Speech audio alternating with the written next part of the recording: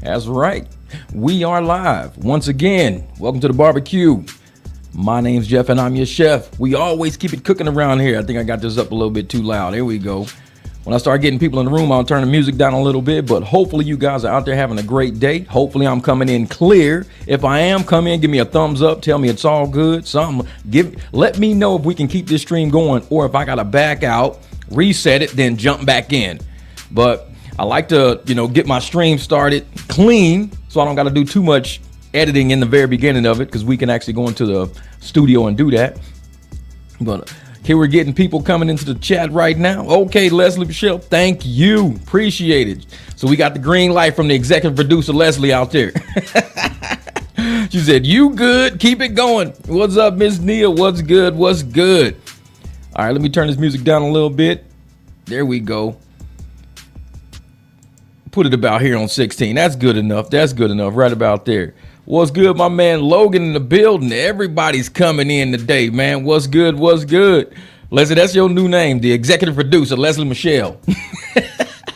You got to get business cards in. Leslie Michelle, executive producer of YouTube content. I just get it and let people know it's good to go. Thank you, Miss Nia. I appreciate it. All right, we're getting a few people in the building. Before I even get started, I want to thank 7 of you people out there for actually signing up for my Patreon. And the link for the Patreon is actually in the description of this live stream. I'm starting to put it in the description of every video. And the reason why I started a Patreon is because I've got to protect my content. I've got to protect my intellectual property and my intellectual outlet. I can't allow YouTube to shut me down whenever they feel like it. And I've been seeing a lot of content about creators getting shut down. YouTube pulled billions of views, like 4 billion views or 14 billion views the other day from all channels that are using AI. Some are authentic channels, some are AI channels, but they're going through and just killing these channels. Hopefully these people actually have Patreons or something set up, because if they don't, they're screwed. All their intellectual property gone. So make sure you don't just stick everything on the YouTube server and think it's safe. Have other outlets out there. So I appreciate you guys for rocking with me on Patreon. And I'm going to actually read the names of you who are actually on my Patreon. We got my man Damon Hendon, my man A. Ray, Nicole 420, my girl Nia. There she is right there in the chat. Learn how it is with Nia right there. My man John Price, Alicia, and Greg Hall. I appreciate y'all, man, for signing up for my Patreon and actually protecting my content and helping me create another platform. And I do have videos over there. Videos are on my Patreon that are not on my YouTube, because on my Patreon, it'll be a lot of more personal stuff over there. And you guys know I'm always working on my property. I'm always building. I'm always doing something. So I want to make sure that I can bring you guys. What's up, Miss Gail? I want to make sure I can bring you guys not only content that's like good to look at and good to watch, but maybe learn a little bit. This is the first time this summer that I'm doing a live stream and I got the AC going right now. For those of you who know that I was having HVAC problems, I was getting it prepped for the summer. I turned my AC on and it was a loud hum and the fan wouldn't come on. I mean, it was loud like a transformer about to go out. It was like bzzz, and I can hear it from the back door. So I shut it down, turned it back on again, see if it would work again. What the internal fan was working, but the external fan wouldn't work, and I didn't want it to blow up. So instead of me, and my neighbor went through the same thing. He had an HVAC guy up on his roof. So I just climbed up on my own roof because I fix things. And hopefully, the little projects I do and the little things I do give you enough confidence to say, you know what? I'm gonna go out there and check my HVAC too. Go pull the circuit breaker, go pull the fuses out, take all the power away from the HVAC unit, climb up there and start moving things by hand, turning things, taking things apart. That's all it is. And it cost me $147 for a brand new motor, exact same OEM replica motor, $147. I have no idea how much an HVAC company would have charged me for it. But I want to just show people we're old school guys, man. We're not scared to tackle a job. I mean, we're going to call another man to the house to do it. And here we are, we're a full man. So why don't we just do it ourselves? At least try. If I screw up, then I call other people in. Yeah, big shout out to everybody who joined Patreon. And I appreciate it, you know what I'm saying? Because YouTube they've got the market cornered on creators who want to produce long form content. They've got it cornered. There's people on Kick, there's people on Twitch. You got YouTube. I mean, TikTok allows you to go up to 10 minutes now. And YouTube is one of the only platforms that allow you to do longer content, and we love live streams. I can actually do live streams on Patreon too that I found. I didn't know I could do that. So I'm gonna do live streams over there at some point.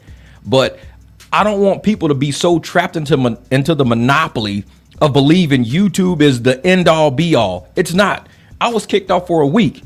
I couldn't produce any creative content to show you guys. I could produce and move it on over on Patreon, but I couldn't upload it to YouTube.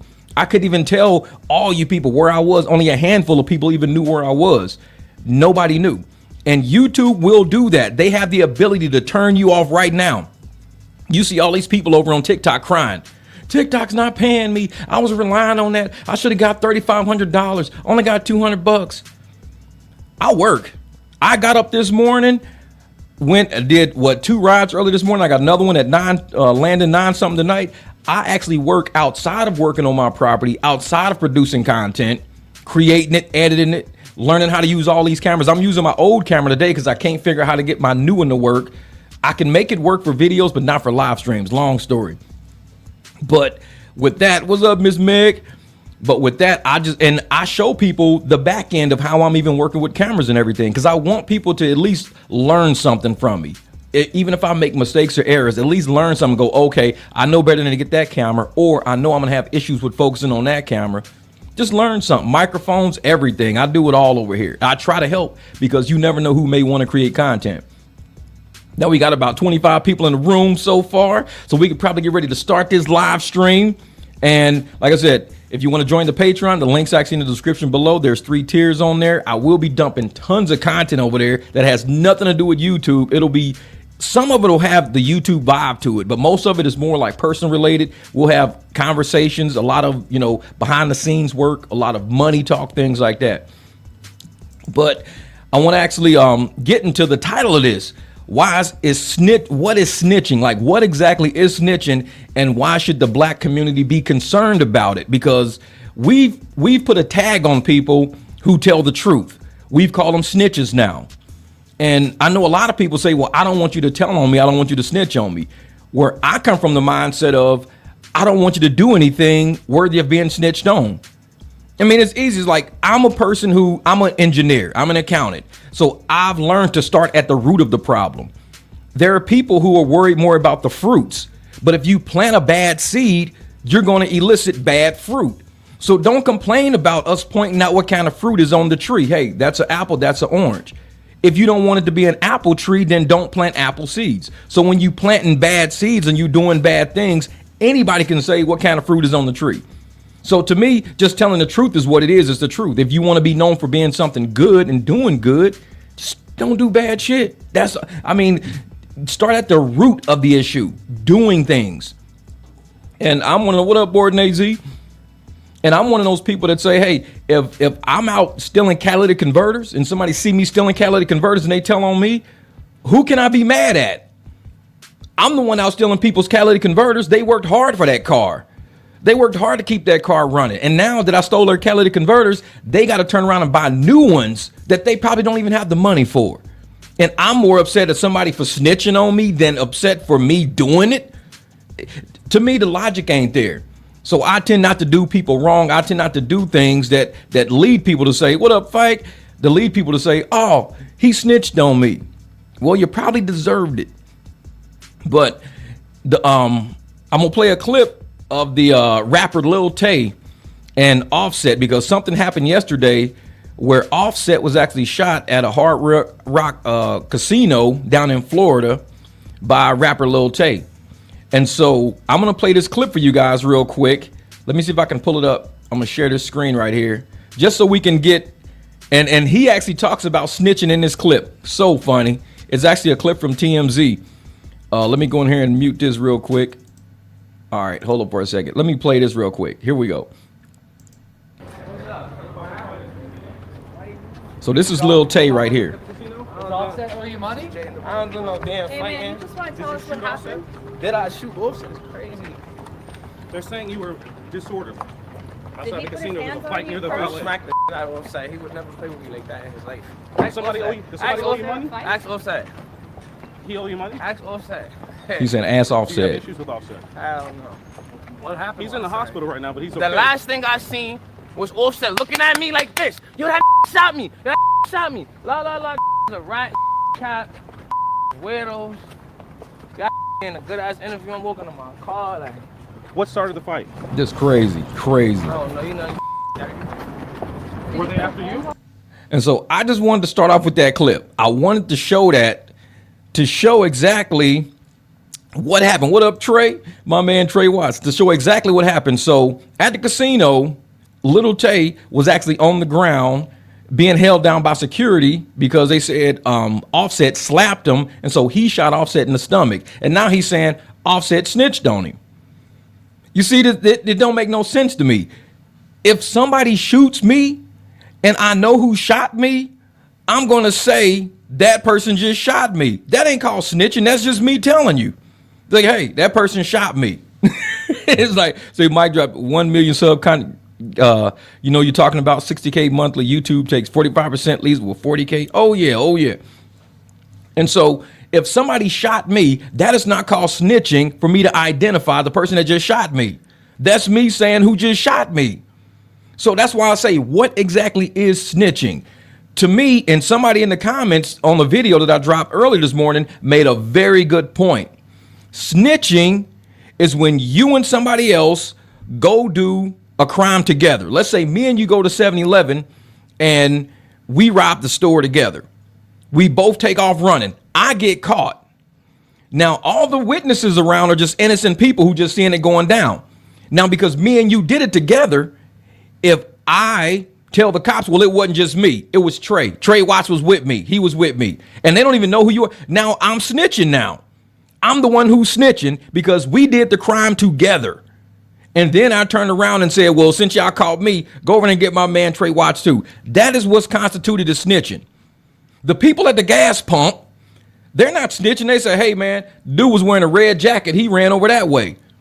They're not snitching. They're just saying what's obviously on camera, what everybody sees. And I'm going to tell you what the problem is. If somebody approaches you and subpoenas you to bring you to come tell the truth, and they bring you to court, say, hey, we saw you on video at the 7-Eleven when that robbery went down. What did you see? And you go, oh, I ain't see nothing, man. I ain't see nothing. I ain't see nothing. I wasn't around. I don't know what you're talking about. I ain't see nothing. But then they subpoena your phone records and you're texting somebody, hey, man, this dude in the red jacket just robbed 7-Eleven. Man, I know that had to be Bryce. Man, that was either Trey Watts or that was Bryce. That was one of them two, man, because I know them dudes. They subpoena your phone records and they see you in your phone saying what went down. But yet you in court saying you don't know what happened. Now you've committed perjury. Now you're giving false information to a law enforcement official. So because you were an innocent bystander who decided to not tell the truth, you have just made yourself a criminal in a situation you weren't even involved in. Because you're like, oh, I don't want to be known as a snitch. Well, you're going to be known as a felon now because you got perjury charges. You got a fine. You got jail time coming. You got false information, false reports. So you got all of this going.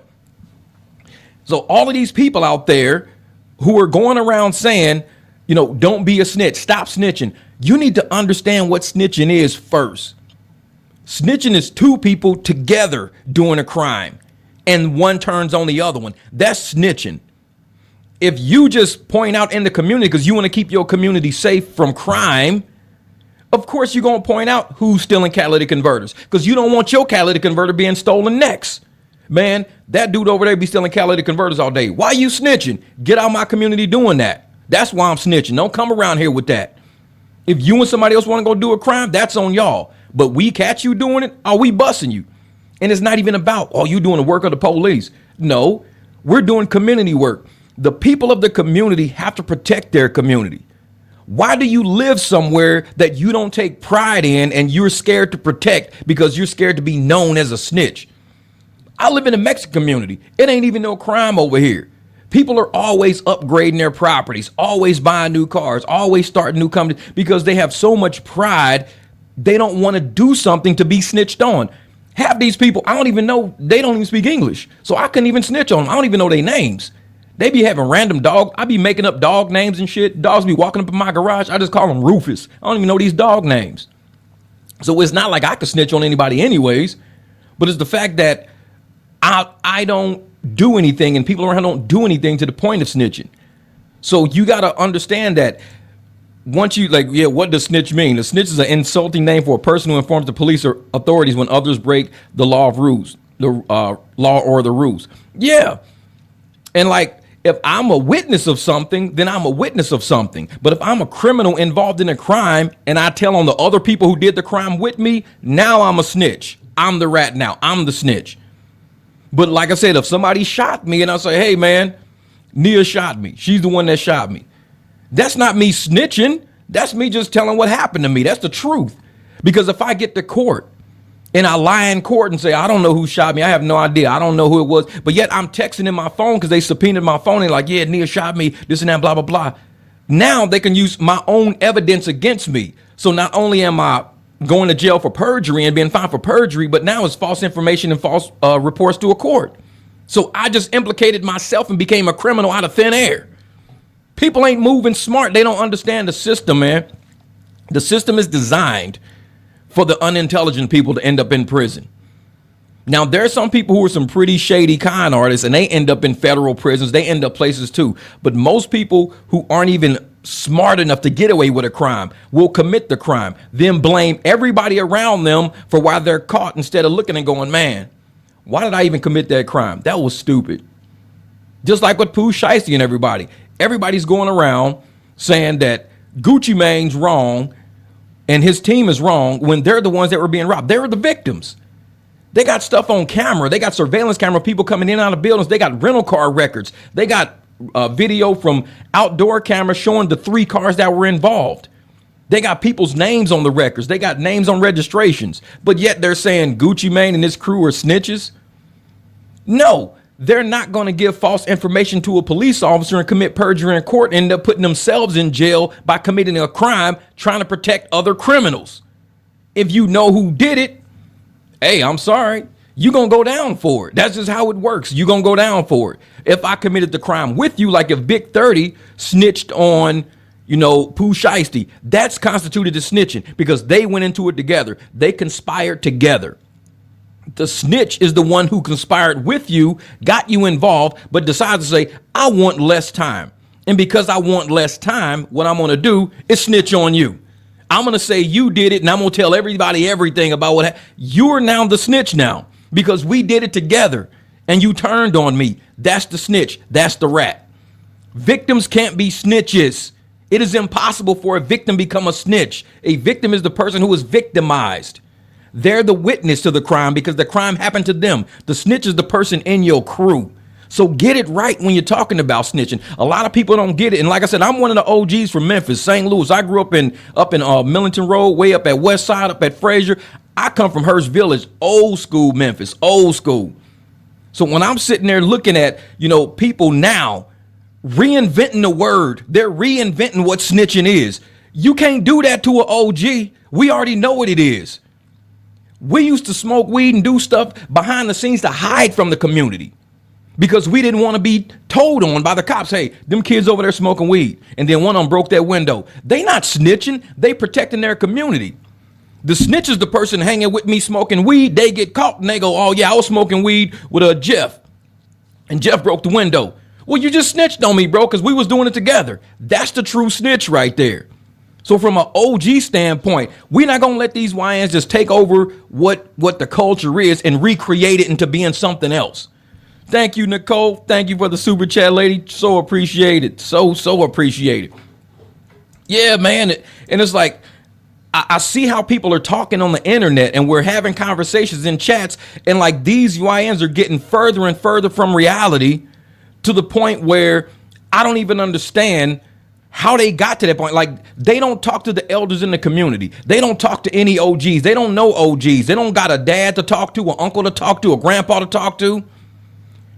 If you talk to the OGs, they will tell you the people in the community you live in don't need to be victimized. Stop victimizing innocent people. Stop carjacking innocent people. Stop robbing innocent people. Because when that person tells on you, they're not the snitch. The snitch is the person who told on you that did it with you. The one who was in the passenger seat when y'all carjacked the person. That's the true snitch right there. But the lady who said they carjacked my car, also you snitching now? No, I'm just telling the truth. You carjacked me. You took my car. Oh, why are you going to tell the police? Because I want your ass in jail for carjacking me. You took my car. I work for that. I earned that. And we got to go back and take our communities back. We can't allow criminals to say, this is the law of the community now. This is the culture of the community now. No, we're not doing that. What up, Gilly? My brother. And if everybody want to know where that the MicDrop barbecue logo and everything come from, that's the guy who did it. Gilly. Dude's good with designs, man.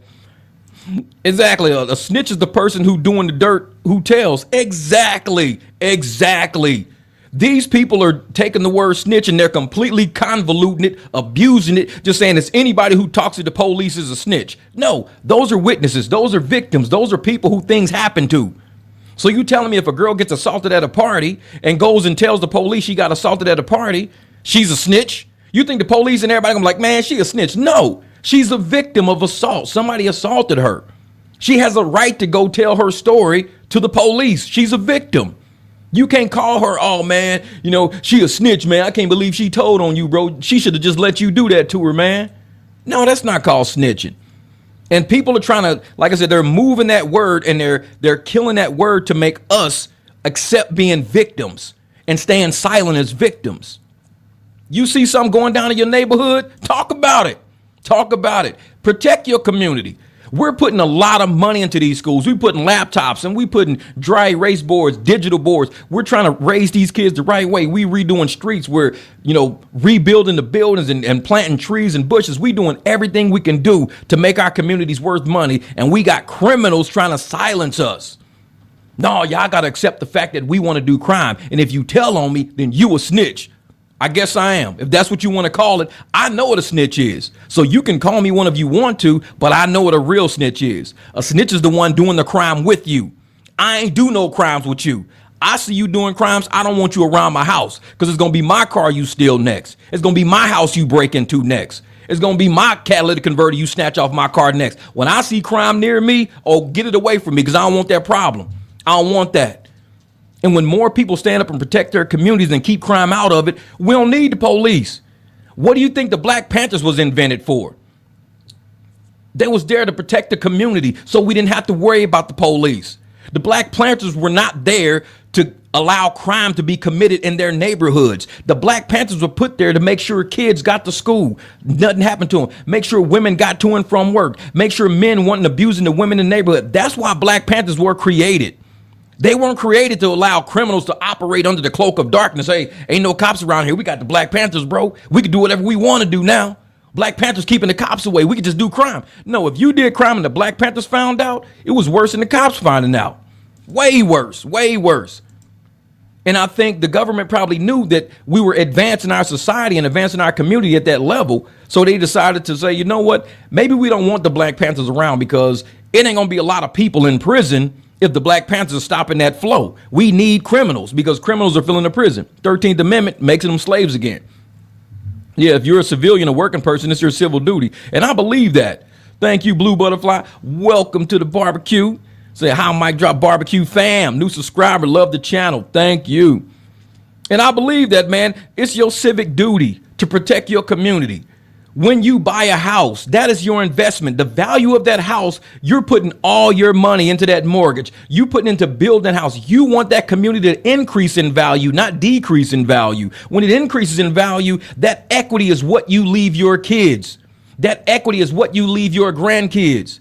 Even when you're renting, you can rent in all the apartment communities, all the landlords, everything is increasing. So when you do choose to say, I want to invest in something, at least you know it's a good investment because you've protected your community from being dilapidated by crime. People do want to move to a community that has less crime. People don't want to go to a community that has a lot of crime. They're surviving. They're barely making it by. If they could leave, they would. You telling me if I told somebody, hey, I can get you out of the hood and put you in this nice townhouse, it's overlooking the lake. I mean, you got a 3-car garage under the townhouse for 3 cars, whatever this and that. You think I'll say, nah, I'm just going to stay here in the projects, man. I'm going to stay in the projects. No, they're going to be like, okay, like, how do I get it? Okay, well, you're going to work for this company and they're going to pay you $120,000 a year. The condo is only this much. The townhouse costs this much. They're going to take that opportunity. Who wouldn't? And people out here making money, becoming millionaires, and they keep going back to the hood, getting RICO charges. If I had millions of dollars, Not saying that I wouldn't have my house. I would keep my house. I'd probably Airbnb it and buy me an RV so I can live in an RV and travel around the United States. I mean, if I'm a millionaire, I don't really need, well, I guess I need a yard for the dogs.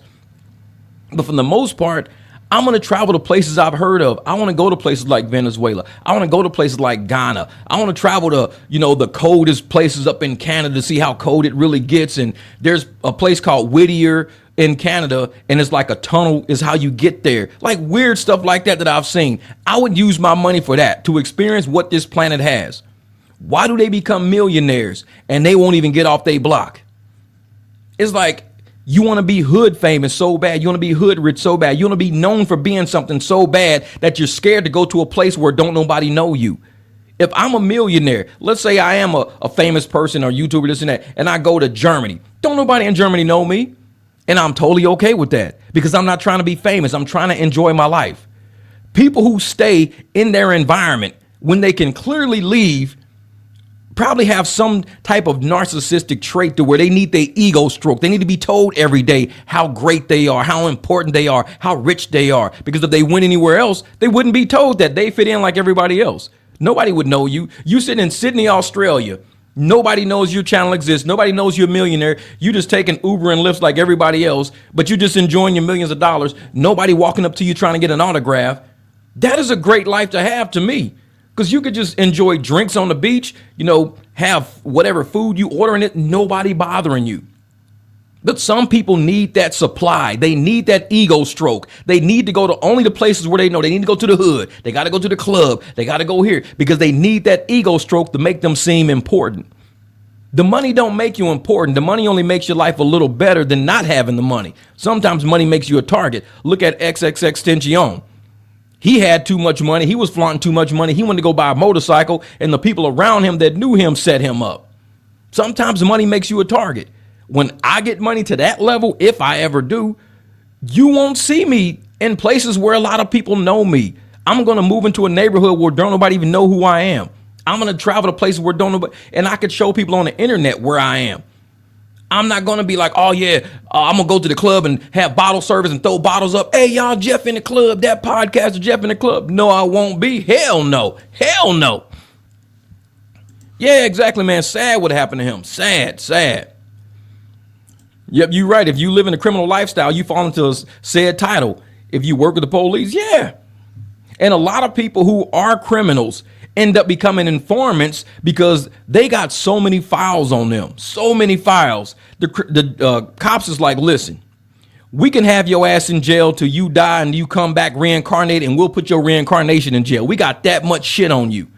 But if you just tell us some things, we'll let you go free, and you remain undercover in the neighborhood, but you work for us now. So still go to the same circles, hang out with the same dusties, do the same shit in the same clubs, get as much information as you can on these people. We'll give you 3 years because we need to find out who's above them and who's above them and who's above them. You got 3 years to operate. Don't get in trouble. So you see all these people with money, all these people with clout and fame hanging with a bunch of dusty ass people. And you're like, why the hell is this person with all this money still rolling with them? Because they probably feds. There ain't no reason for me to be a millionaire with all this money and nice cars and all this shit to be hanging out with dusty ass people on the corner smoking Black and Mild sitting on goddamn HVAC units. Ain't no reason for that. I should be sitting over somewhere overseas. I should be up in Sweden kicking back eating chocolate and shit saying, hey, I'm gonna go snowboard tomorrow. That's what I should be doing. Why am I in the middle of the hood, millionaire, showing my car on 30s to a bunch of people who can't even make, pay for daycare? Why would I do that? They must be working for the feds. They got to stay cool with they got so many charges on them. You got to work for the feds. I'm sorry. That's the only way we're going to let you off the hook. You got to work for us now. You a cop now. We got so much on you. You a cop now.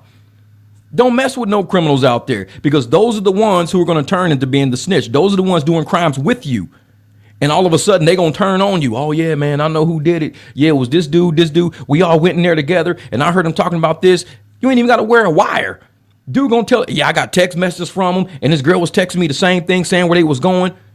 So that's how you get stuck. All these RICO charges are all people within their own circle snitching on each other. Criminals snitching on criminals. Exactly. It's just a free cop. Just a free cop. Yeah, sticking comes from the mafia, calls it omerta. And that's what it is. You got so many charges on you to be such a heinous criminal. You're a free cop walking around, basically. That's who the snitch is, the free cop, the one criminal that's doing crimes with everybody, who's turning and telling on everybody, just making more of them cops. Oh, now we got 3 of your friends working for us now, too, because we got them with some charges. So now we got 4 of y'all working for us now. There was a program in L.A. called GRYD. It was GRYD. And I'm gonna look it up real quick, and I'm gonna show you what it is. GRYD program, the GRYD program. Let's do like this. Okay, and this is the lacity.gov right here. Let me open this up for you. I'm gonna show you guys, and like you said a free cop. Let me show you exactly where our tax dollars are going. I'm gonna show you where our this is where our tax dollars are going. It's called the Gang Reduction and Youth Development. So what GRYD did, it was established in 2007 to coordinate a city-funded gang prevention and violence intervention program using a comprehensive strategy. The mayor's office's contracts with community-based service providers for the delivery of services in 23 GRYD zones, and it usually hosts 2 citywide violence reduction programs, Summer Night Lights in 42 cities across LA, and Fall Friday Nights. In 2024, Summer Night Lights had more than 100,000 participants.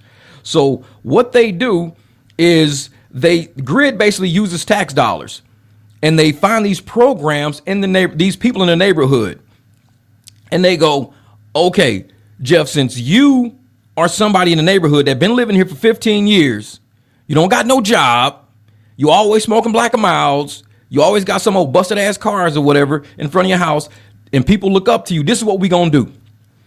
We gonna give you $40,000 a year to just go out and report back to us gang activity, crimes and stuff, so we can help prevent it. That's what they call it. It's gang reduction and youth development. Go out into the neighborhood. The government is using our tax dollars to give young, like when I was young, I had my Chicago Bears jacket on. I used to wear my Chicago Bears jacket, my Chicago hat, my Dope Man Nikes. I was looking like Ice Cube back in the day. They would pay somebody like me to go into the neighborhood and basically fit in, because I'm already a fuck up anyways. Just fit in and tell us what's going on, and we paying you. It's a free cop. They're paying people to become cops. That's what the GRYD program is. And there's a lot of people out there, influencers, who used to be, now they're like, podcasters, but they're guys who, braids, tatted up, everything else, ex-gang members, all this. They're getting paid government tax dollars to report back to the police, gang reduction and crime prevention. That's what they're doing, youth development. So you can't tell me that our community is against snitching, as they call it, when it's not really what I would regard to as snitching. I think people are trying to clean up the communities by getting rid of crime and getting rid of criminals, because we're tired of being tagged as that community that's just all crime. We're tired of it. We're sick of it. But yet you got the influencers out that are doing the crimes. You got the rappers that are doing the crimes, throwing this word snitch around, trying to make us rethink what the word snitch is. And that's not what it is. Like, you could be paid to either, that would be a confidential informant. Exactly. Confidential informants. These are all things that have already been around. That GRYD program is basically, like you said, it's confidential informants. They're not snitches. They're confidential. If the police stop them and they find out they're in a GRYD program, they just talk to them, ask them shit, this and that, release them back into the wild, like catching a fish and letting them go. Yeah, he gave us information, man. We know what's going down in 3 days. Some dude's supposed to be selling some a whole truckload of stolen stereo equipment in about 2 or 3 days. He just told us about it. He's a confidential informant. He's not involved in the whole crime, but he knows because he's embedded into the program. The true snitches are the ones that are doing crimes next to you. You two doing crimes together. And like I said, we've got to slowly start taking our communities back. And I think programs like the GRYD program that was created, it's a good start, but I think it's kind of like it's misaligned, because like you said, confidential informants is actually using our tax dollars to pay people to almost hang out with criminals all day. And I know we want to catch people like that, but it's a lot easier to just have the community understand the value of protecting your streets. We used to have neighborhood watch programs, community watch programs. We used to have all of that when we was little. People would sit on their porches 10, 11 o'clock at night. We'd be little kids throwing a football in the front yard back and forth. Whenever people are outside, that's when somebody won't do crime. We used to be like that back in the day.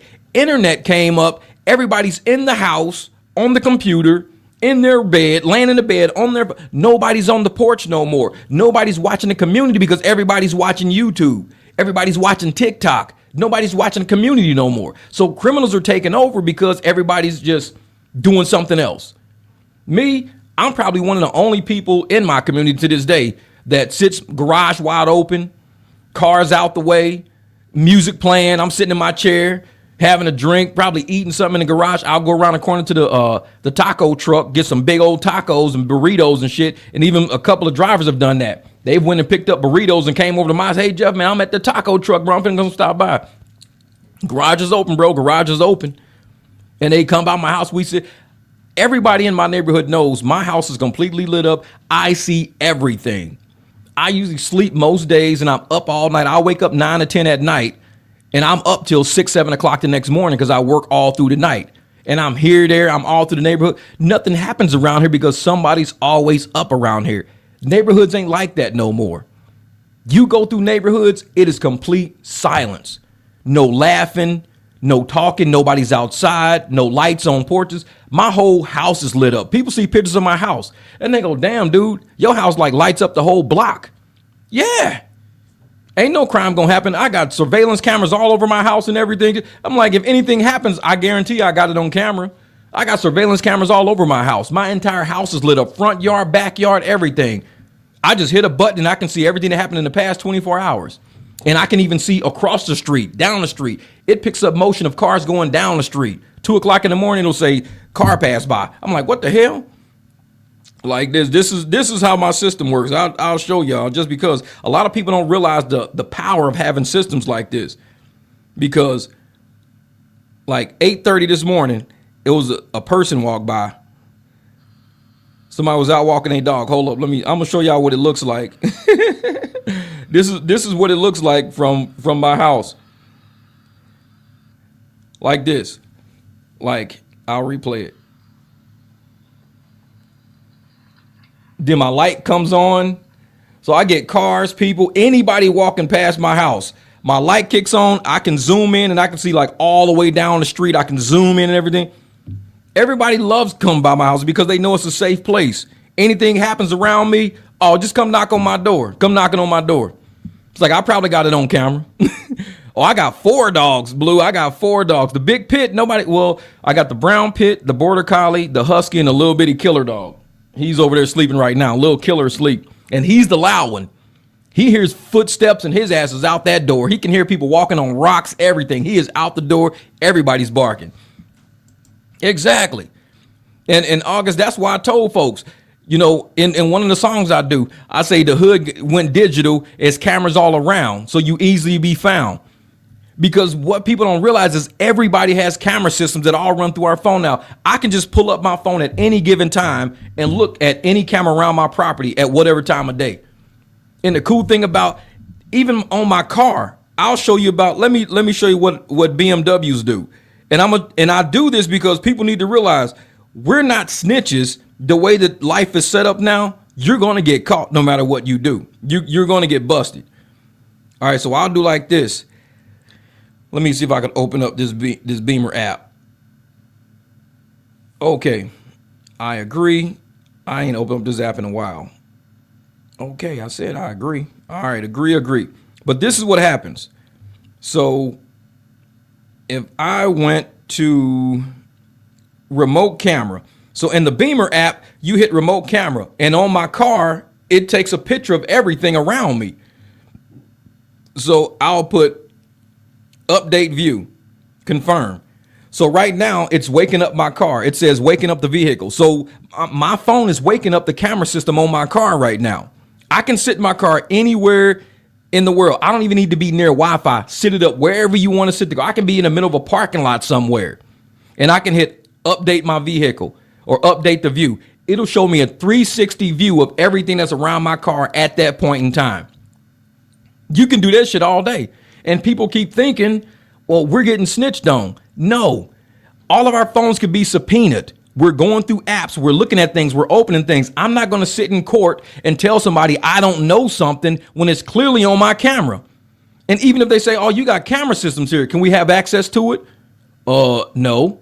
Well, we can subpoena the access and you can't say nothing. And if I go through and try to delete things, now obstruction of justice now. So now I have obstruction of justice charges because I went through my camera system and started deleting things so I wouldn't be known as a snitch. And they're going to say, oh, well, in the system, this was deleted, that was deleted, that was deleted, that was deleted. Okay, are you working with the people? Obstruction of justice. You can't tamper with evidence. Okay, so now this is what my car looks like here. But if I pull down like this, I can pull down and now you see my car on the side. So if I aim it this way, now you can see my truck and my Jeep on that side. So this is a 360 view. You can see my truck sitting next to my car. That's a 360 view of everything around my car right now at this point in time. You'll see my truck, my neighbors across the street. You'll see my cars here. You could do like this. So you can see everything around your car right at any point in given time. And that's what they do to all of these cars out there that now have camera systems. So we're not snitching. We've got so much technology around us. You end up making yourself a liar, just like with the Gucci Mane incident. If Gucci Mane says anything contrary to what the surveillance system says, now he's obstructing justice. He's committing perjury. Now he can go to jail now for impeding somebody's investigation, all because he don't want to be known as a snitch. That's what I'm saying. Do not get caught up in this bullshit of I don't want to be known as being a snitch. Well, you're going to be known as being a felon when they can just subpoena all the evidence and all the cameras and everything around you, and they see that you're lying. Now you got a whole nother set of charges on you, and you think these people who you wouldn't tell the truth about gonna come to bat for you? You think they're gonna put money on your books? You think they're gonna bail you out? No, they're gonna be like, well, we ain't asked you to lie. We just said don't snitch. Well, I was lying so y'all wouldn't call me a snitch. Well, that's a choice you made. We can't bail you out of jail. We don't know who you are. It's like if you got victimized and they stole something from your house and you got cameras showing who stole it from your house, give all the information to the cops. Because you turn around and say, well, I didn't want to give it to the cops because I don't want to be known as a snitch. You're impeding investigation. Perjury charges. Everything hits you from trying to protect criminals. So here in Oklahoma, it seems like the person's doing bad things, breaking into cars and such, don't care if there's a camera. They dropped a lot of felony theft charges to misdemeanors. Yeah.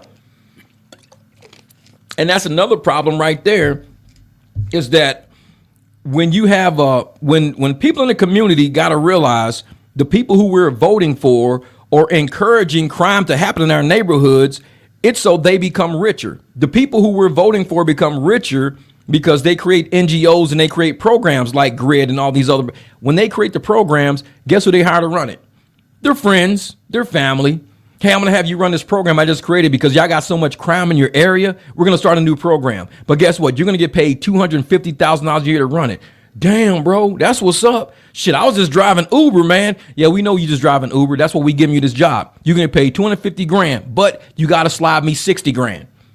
So I'm going to get paid. You're going to get paid about $190,000 a year because we're going to pay you $250,000. You slide me $60,000. All right, that'll work. That'll work. The true criminals are no longer people like me and you. The true criminals are the people we're electing now. The people who see all of this money that's not being accounted for. All this money just flying in and out the door. People hiring security guards now, $180,000. Like, whose husband is worth $180,000 to be a security person? Oh, yeah, I hired my husband to be my security, $180,000 a year. When you can get a security job paying you like $70,000 a year, $60,000 a year, $180,000? It's a bunch of kickbacks, a bunch of money going around. The true criminals are the people we vote for. And we wonder why they're moving felony charges down to misdemeanors. Because that's money for them. Crime is a grift. Crime is money. The community itself, if we stopped it all, imagine if we stopped it all, they couldn't do nothing.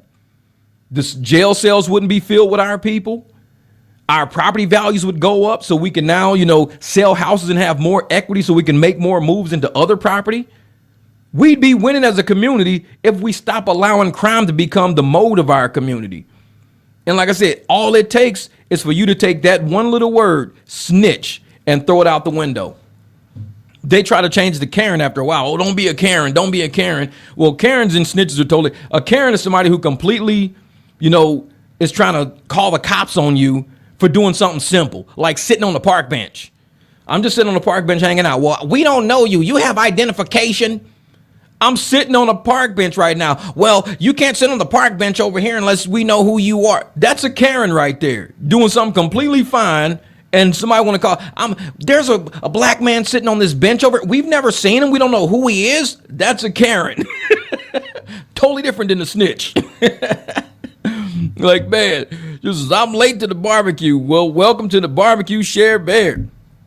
And like I said earlier, I read all my Patreon members. I got 7 new Patreon members. Hopefully you guys are looking at the link in the video description and saying, you know what? I want to help this dude protect his content, protect his creativity, protect his ability to get online. YouTube shut me down for a week and I couldn't get online and chat with nobody. So I appreciate you guys. Like I said, you guys take care of me. Like my girl Nicole, she came through, took care of me with a super chat. I appreciated that earlier. I'm telling you, I remember everything and I see everything. And there's a reason why we're doing things on my social media the way I do them.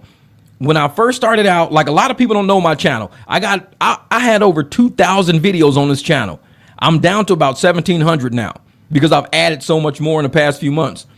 But I deleted a lot because there were original videos that I had a long time ago when I first started. I was using camera phones and weird apps and trying to figure out how to use YouTube.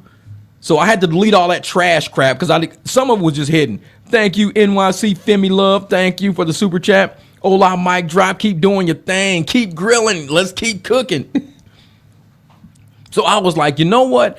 I want to actually, advance my channel a little bit. And so I started diving into other topics, doing other things. I started off being a mechanic. I moved over to rideshare and business creation. Then I moved into reviewing content. Then I started live streams, which is a whole nother realm. Live streaming and podcasting are a whole nother realm of life. It's something completely takes a lot of time, effort.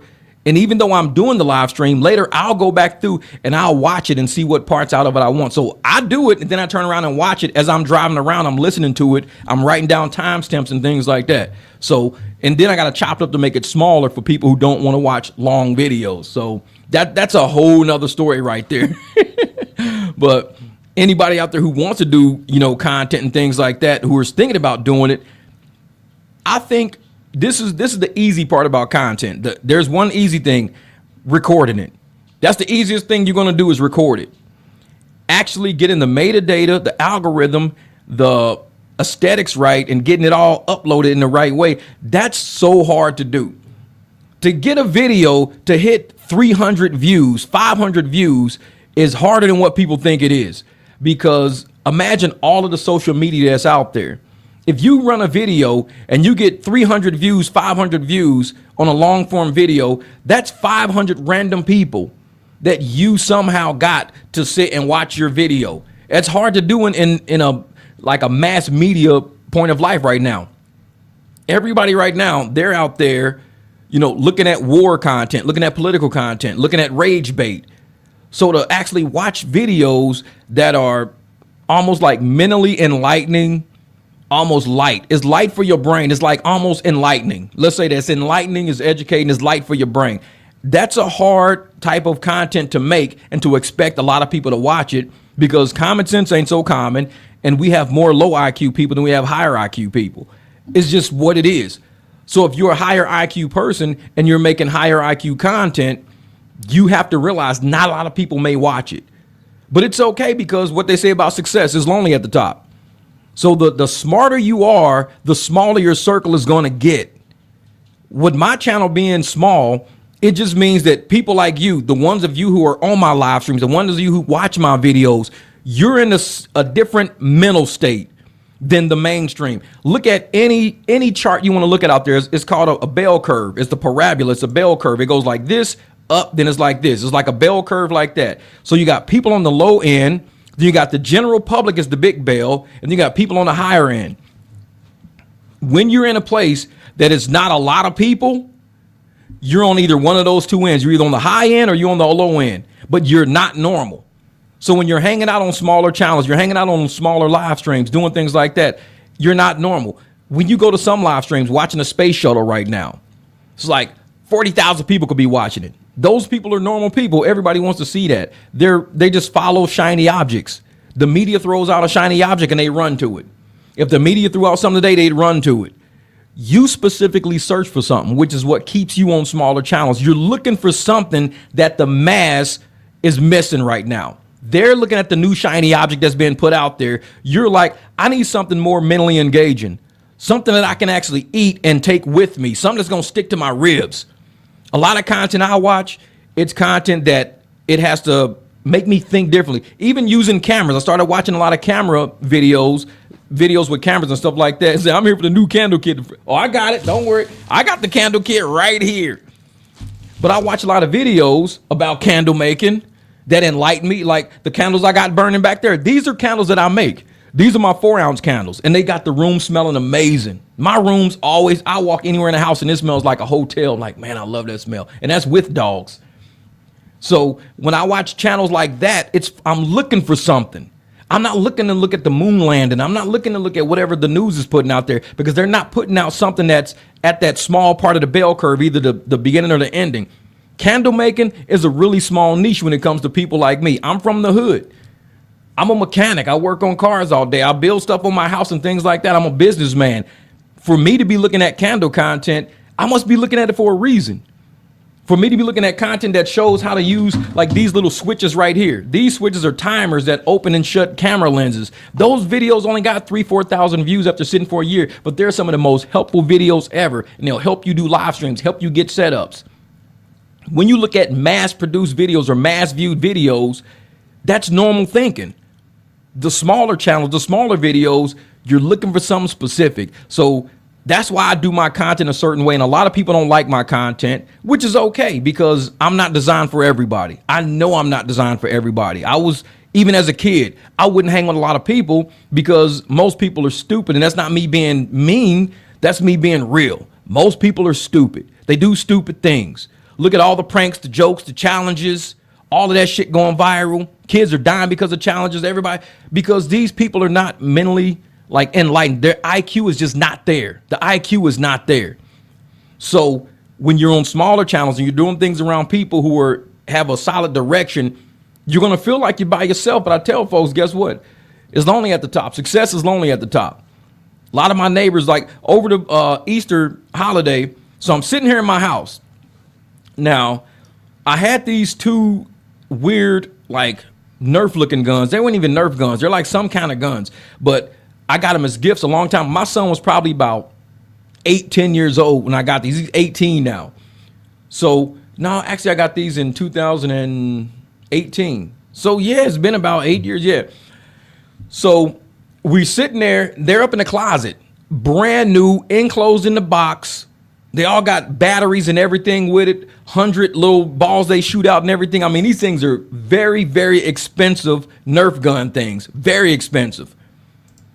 Well, I got kids that live next door to me, and they're always playing, and their ball's always flying over the fence, and it's always getting in the pool, so I'm always throwing it back and forth all the time. So they don't even ask me no more, because I'll just come outside every once in a while, I'll just see their ball floating through the pool, so I'll just throw it back over. But the other day, I went out, I threw the ball back over, so I hear the kids outside. So I go and get these two brand new things, very expensive brand new things, and I walk back and the kids go in the house and the mom's outside and say, hey, can you do me a favor? Can you give these to your kid? I'm like, my son used to be young. He's older now. We don't do this no more. These are for like little kids. It's like Nerf fun things or whatever. And she was like, and they're heavy too. She was like, oh my God, thank you so much. Happy Easter. Because it was on Sunday. Happy Easter, happy Easter. I'm like, no problem, no problem. So I give those to the kids. And they probably in the house open. I'm like, look, we got these brand new things. This is crazy. Somebody knocks on my door. My dogs are barking like crazy. So I go to the door. It's the guy from next door comes over, and he's got this huge plate. Now, these are Mexican people. They always cooking all the time. Huge plate, super big plate. And it's got whole full shrimp, cucumbers all chopped up, all the cilantro all in it. It's got chicken, like actual cooked baked chicken or something like that, or boiled chicken or whatever, all chopped up. It's got onions all wrapped in it. I mean, it took me 2 days to eat it. And they gave me a huge bag of like Mexican tortilla chips. Like I can't even pronounce the name of the damn chips. It was on the bag. So they came and he knocked on my door. He says, hey man, thank you so much, man. Thank you for the things for my kids, man. I said, oh, no problem, bro. No problem. I said, you know what? Me and my son say he's older. We don't even play with stuff like that. We never had a chance to open it because he ended up moving to Florida. So they just been up in the closet. So he was like, oh, thank you so much, bro. My kids are so happy. I was like, oh, no problem, man. And he gave me that huge plate. I mean, it was like some salsa juice all in it. I mean, he had 2 plates stacked on top of each other just to keep it. I mean, it was like, and I came in the house and it was a cold dish. It wasn't even hot. It was a cold dish. So I'm sitting here and I'm eating this guy's little Mexican spice kick to it and everything. I don't even know I'm going to have to ask him what the dish is. I know the Mexican has it. That's what my neighbors are like, hey, Jeff, how you doing, bro? I'm like, I'm good, man. Hey, you want to come by? You want to come by the house? I'm like, I might come by. I'll come check it out because they be having yard sales all the time. So a lot of the shit you see at my house, like the blue chairs in the backyard, I bought all 4 of those from a yard sale down the street, brand new. These Mexican folks be finding my deep freezer was the first thing I bought when I moved here in 2018. I bought the deep freezer where all my meat is. Mexican dude across the street, brand new. It just had a dent in the bottom. Brand new deep freezer, never used. They be finding this shit, man. He's like, hey, man, I'm having a garage sale this weekend. I'm like, all right, I'll be over, man. Oh, I'm gonna have some nice stuff. You gotta come through. I got some nice stuff. I was like, dude, I like them blue chairs. How much for these blue chairs? Oh, let me see, man. So all 4, I'll take, tell you what, all 4? How about $60? $60 you can have all 4. I'm like, all right, bet. I just dragged that shit across the street. Mexican people always having garage sales. They be making bank though. Maybe making fucking bank. It be cars lined up down the street. Yeah, people love the gossip lane and they staying educated. Yeah. And so it be straight cars lined up down the street, all Mexican people. It's like every weekend somebody in my garage sale somebody in my neighborhood is having a huge garage sale. And they sell I got a bird bath out there. I haven't put it in the ground yet because I got a lot of birds around here. My dogs love birds. I ain't put that shit in the ground yet. I'm always buying some at these because if the prices be too good, they like, I tell you what, man, you give me $20, you can have that for $20. I'm like, for real, $20? I'll be right back. I'm like, put it to the side. I'll come back. It's okay.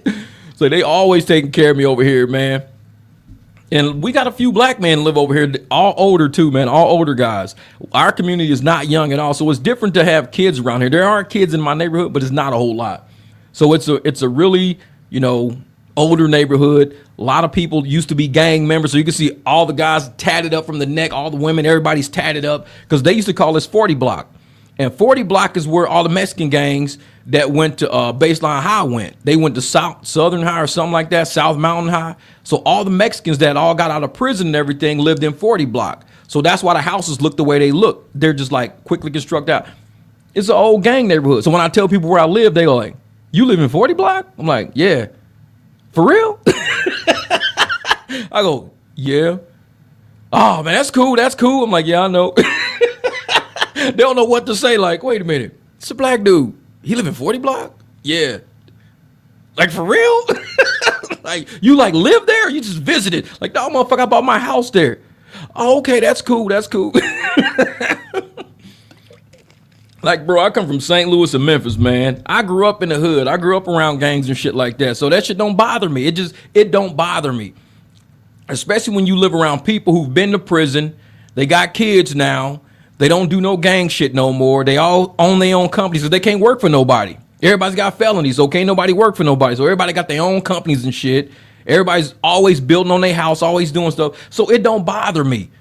The one dude, he actually works, my new neighbor that he just moved here a few months ago, this dude he done had every cholo car in his phone. Him and his dad didn't do nothing but build cars, paint cars, lowriders, the ones you see at the lowrider show. Tons of them. Now him and his wife got badass motorcycles. He's got a Chevy, like a C10 sitting in his driveway or something like that.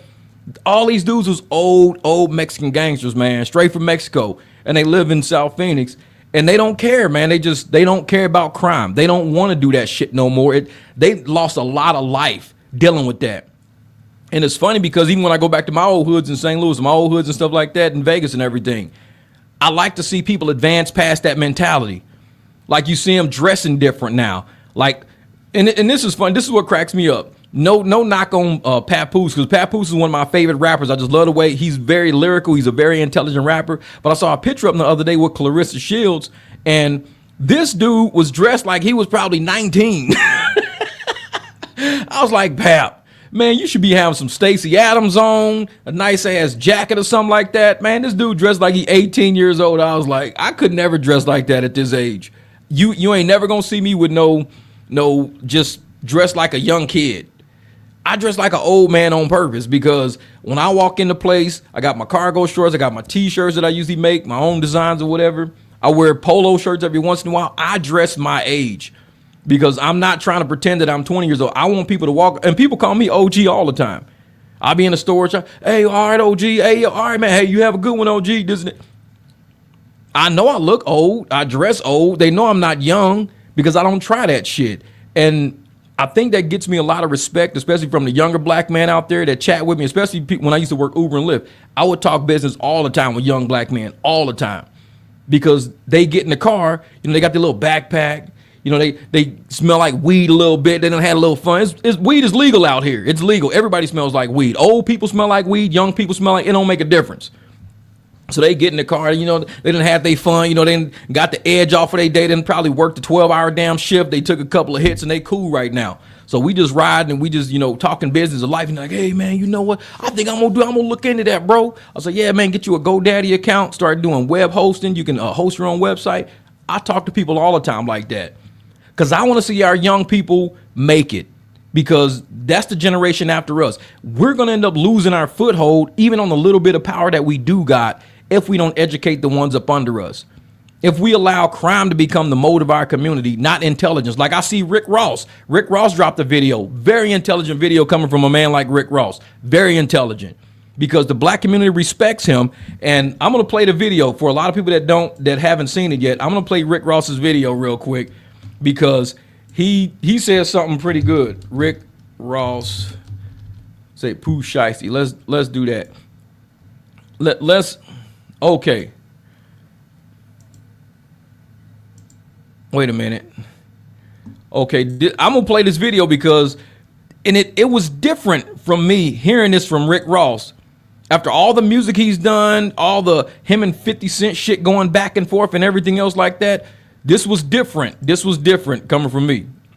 Hold up for a second. Let me back this up some. Tonight, but for everybody in my DM, Rose. Wait a minute. My DM, Rose. I'm in Prague, going back to Paris tonight. But for everybody in my DM, Rose, what you think, or how you feel about the Guwap Pooh Shiesty situation? I don't like it for either side. You know what I'm talking about? Guwap most definitely didn't deserve that, and I don't want to see this for the little homie Pooh Shiesty, but this one niggas gotta be educated and understand. In business, you gotta negotiate, my nigga. You gotta negotiate. If you were signed for 100K and now you got 10 M's on the table, it's time to negotiate. This how we do this. Boom, boom, boom, boom, boom, boom. Everybody win. Let's go. That's how I gotta go, my nigga. You can't muscle your way out of no shit and no business. It don't go that way. And I ain't just talking about on the people side, but on the other side, the blitz gonna come. You can't run from it, homie. That's the way it goes. Negotiate. It's time to educate. See, now, I saw that and I was like, Rick Ross did not say that for content. He didn't say that for clout. This dude is speaking on some real shit. Rick Ross been through a lot. He's been through a lot in business. Me being an accountant, working with millionaires out in Vegas and everything. I've been through a lot. I've seen a lot. I understood how, 30-year-old kids went to the bank, like, what was it? Jeff and Nate Hart and Jeff, I can't remember his name. Jeff Turner or something like that. I can't remember his name. But they went and they got loans from the bank to start a dirt bike company out of a warehouse called Venom Motors. Jeff, I can't remember his name. It's right there on my tip of my tongue. But they did it. That's how Rick Ross is talking. He's like, if you want to get somewhere in life, you can't just muscle your way through. You've got to negotiate. Go into the banks, talk. Go to car lots, talk. You got to negotiate. Get a house, talk. Negotiation is the process of using your brain against somebody else's brain.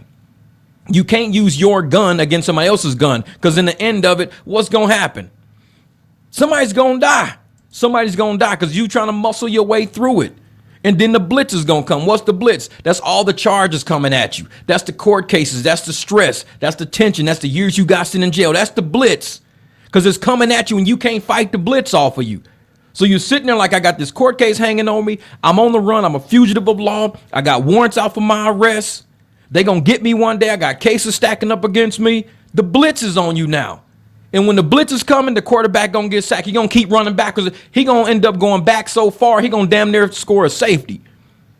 Rick Ross speaking from experience, man. We've all seen it. We've seen people who have great lives and just lose it all because they keep going deeper in the hole, running from something instead of sitting down and taking it straight up like, listen, this is what we're going to do.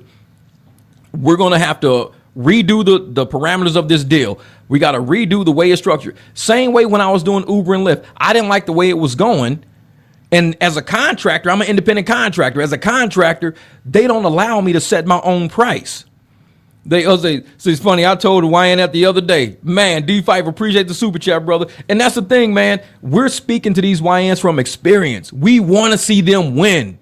We keep seeing them run backwards and they're losing ground. You losing 5 yards every play you make. You losing 3 yards. Pooh Shiesty just lost 20 yards.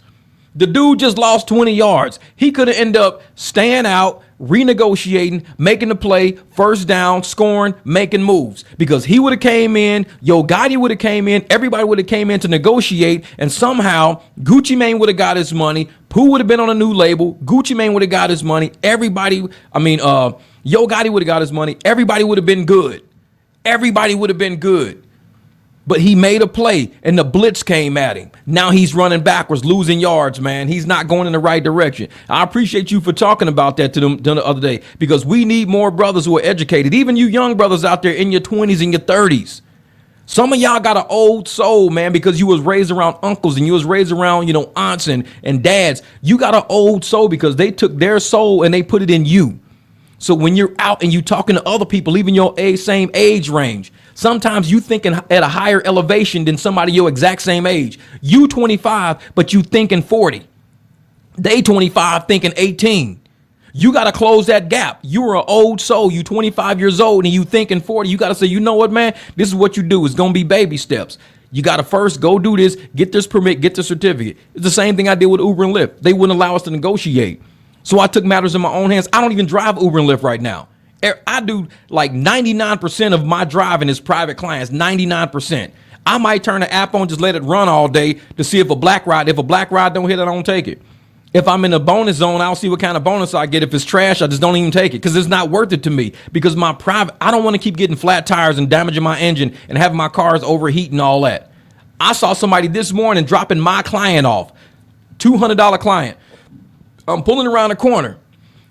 Damn Tahoe, a big silver Tahoe right on the airport ramp coming around. Just smoke pouring from up under the hood.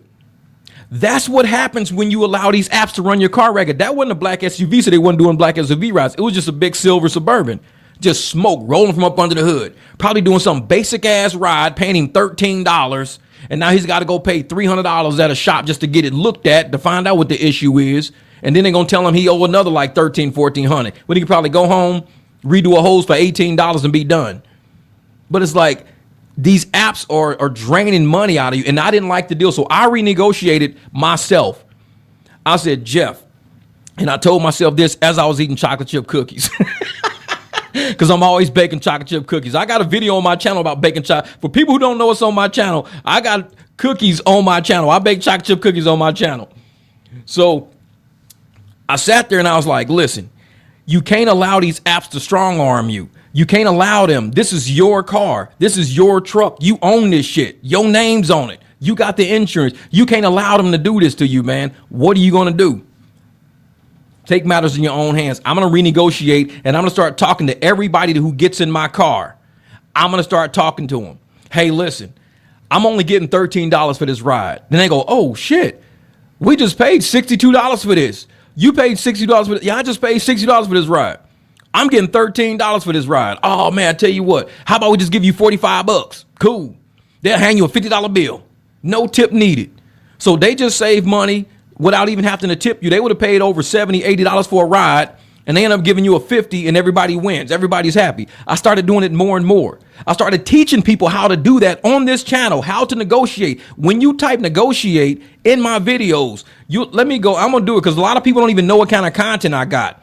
What Rick Ross is talking about in that video is the kind of content I have on my channel.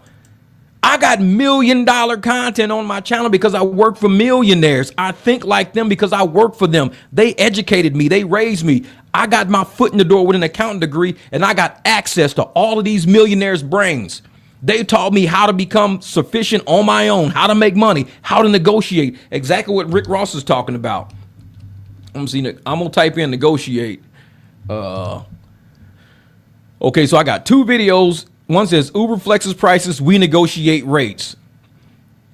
So let me, and this is the video right here. I'm gonna show you the screen right here.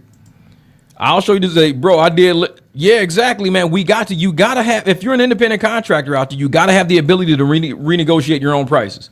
So this is the video right here. And this is me. Wait a minute. Share this tab instead. Sitting over there. See that Waymo right there? So this is my video from a while back. Show you where all these little Waymos come from. That was me talking about where the Waymos come from. Probably about, I don't know, 7 or 8 of them. Then this is me talking. But most of it was converting. Like I said, I had a couple of those black rides. It was just straight garbage out there. There was nothing. If you're not converting, you're not really working. You're out there slaving away. If you're driving on these apps, you slaving away. And these apps know it. So they got to change the game up. And I hope they listen to some of these videos, because I know these app employees be listening. I hope y'all listening. People are out there doing this the smart way. Nobody's playing this shit no more. Game's up. We got bills to pay. We out here beating our cars up, going through tires, going through serpentine belts and shit. And y'all sitting in the office like, well, how can we get more money out of them? Well, just jack. So that video was on my channel from over a year ago. And that was me showing people how, like, for the past year, I'm at 99% my own clients. I don't even use the apps. That was over a year ago. And I was trying to show people, if you want to get money, look at the Uber contract, look at the Lyft contract. So many people was even on my channel. Oh, you're going to get kicked off the apps, bro. You can't drive like that. You're going to get kicked off the apps. I've not been kicked off the apps yet. People was calling and trying to get me kicked off the apps because I was driving like that. They was calling and lying to the apps. The apps let me back on, saying, well, Jeff didn't do nothing wrong. I got kicked off the apps about 2 or 3 times. Each time it lasted a couple of hours, and because I called them and I told them, I said, dude, I'm a YouTuber and people are calling y'all saying I'm giving rides. I said, look at my account. I don't even do Lyft rides. They was like, oh shit, you don't. I'm like, exactly. So whoever called you is lying to you. I ain't done a ride with y'all in how long? Oh, sorry about that. We'll put you back on. So they put my app back on. Same way with Uber. They'll kick me off. I'll be like, what? I'm like, I don't even drive for y'all. What are you talking about? Somebody's lying. It's trying to get a free ride or something. Oh, sorry about that. They'll turn my app back on. Because people lie all the time, especially on YouTubers who they want to stop. They lie all the time. But I teach people how to go out there and negotiate your worth. I wear a shirt that says know your worth. You get out there, you show people, hey, they're paying me $26 for this ride. From airport to airport, I charge, in a car, I'll charge $70. In a truck, I'll charge $100, $125, depending on the time of day, because it could be some like heinous traffic. These people be doing them rides $26. Airport to airport, $26. It'd be almost an hour in traffic. And they'd be like, well, what did you pay the app? Oh, we paid $96 on the app. Wait a minute, you paid $96 on the app to go from airport to airport and the driver's only getting 26?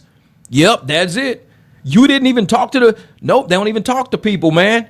It's like you have to, Rick Ross said it, open your mind, open your mouth. Rick Ross became a millionaire because he stopped thinking hood. He stopped thinking ghetto. He started thinking business. And we got to do all these YNs like that.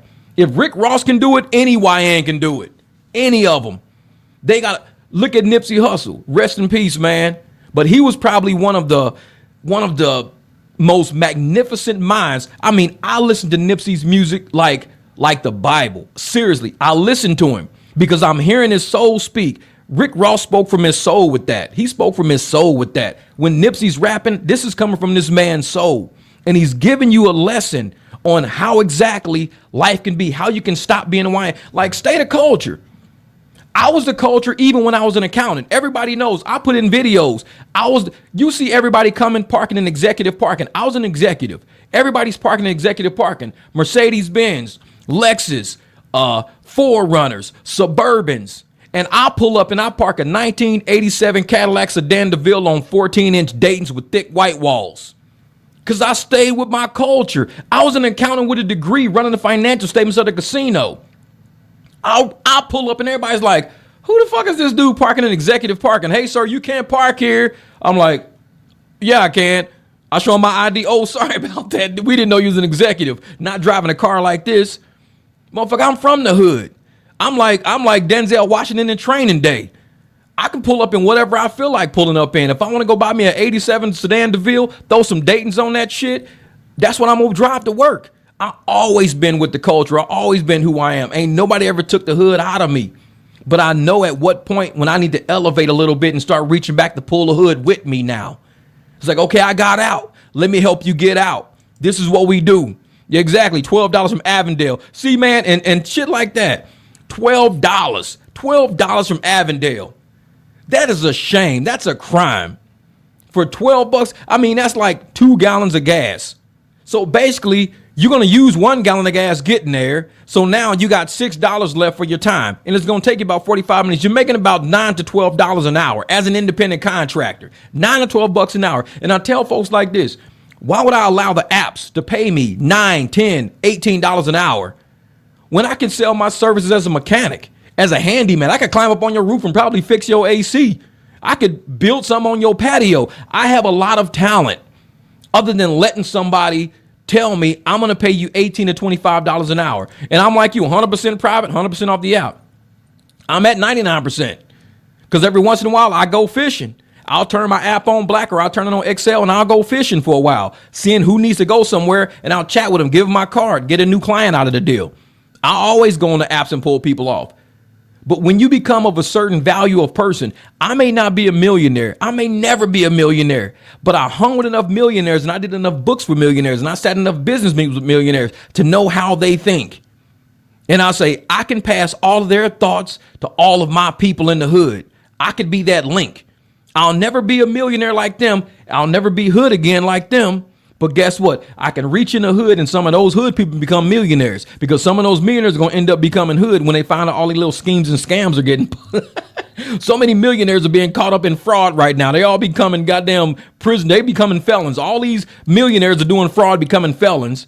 And I'm reaching back in the hood hoping at least one of y'all become a millionaire. Start a company. Look, Dim's right here. Fair Share LLC. I met you, 3-4 years ago. I met you about 3-4 years ago, I think. It was a while back. But you are one of those people who grew up in the hood, started your own company. You go to banquets, you go to events, you hanging out with governors and senators and Congress people, other business owners. I mean, you elbow to elbow with them. We from the hood. How do we get from the hood to now we sitting there shaking hands with senators? I went to Senator Mark St. James' whole beginning campaign. I was one of the youngest people up in the building. How do we get to that point? Like Rick Ross said, you got to start using your brain. You got to learn how to negotiate. Know your worth. So when Rick Ross said that, I felt that. He ain't lying, man. He's speaking from his soul like Nipsey's speaking from the soul. And I'm like, are people even listening to the OGs, man? We trying to give them, you ain't got to reinvent the wheel. We going to give you the blueprint. You ain't got to reinvent the wheel. Follow the blueprint. Use your brain. Don't let these people talk you into shit. Because when they talk you into something and you end up there, don't blame it on snitching. Don't say, oh, he snitched on me, man. He snitched on me. That's why I'm in prison, because he snitched on me. No, you in prison because of what you did. Nobody snitched on you. You did something. Once you do that, you on your own at that point. You on your own at that point. Yeah, they were jealous of Nipsey. Exactly. That's what's up. That's what's up. I'm telling you, that's what's up. So thank you for sharing and not gatekeeping. We need more OGs like you. This is why your blessing will continue to be blessed. Thank you, Blue Butterfly. I appreciate that. But it's for real though, because I've sat in corporate America over 2 decades of my life. One of my favorite people who I work with in corporate America was Gene Geisinger. Gene Geisinger was at the Iowa Department of Natural Resources. I worked in the accounting department for the Iowa DNR. Richard Bishop got me the job. I was best friends with his son, Chad Bishop. This is a little white kid from Iowa. His dad got me the job at DNR. So I started working at the DNR for 2 summers straight when I was in college, doing some of their accounting and auditing and stuff like that.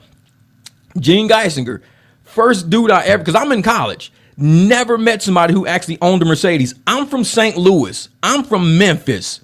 We all own Cadillacs. We own Fifth Avenues, New Yorkers. That's what we drove. I got to Iowa. This dude had this big ass S-Class Mercedes, just the most immaculate, beautiful. I mean, this shit I would see on commercials. And I was like, man, that's my boss, bro. And he was an accountant. And he was in a wheelchair. Gene Geisinger was and it was like one of the best people I've ever sat in charge. He only had knowledge. That's all he had. He couldn't go play basketball. He couldn't go play football. He was in a wheelchair. But he would roll up on me. Like, seriously, he would roll up on me. Like, man, let's roll up. I'm going to roll through. He would roll up on me in my little cubicle. How you doing today, Jeff?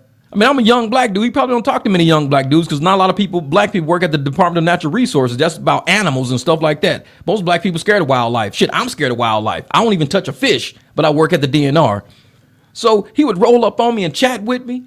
Man, Jeff, you know, this and that. We talk about St. Louis and he'd be laughing and he'd talk about life and we talk about, you know, coming up. I talk about old fights I had in high school and stuff. We'd be laughing and joking.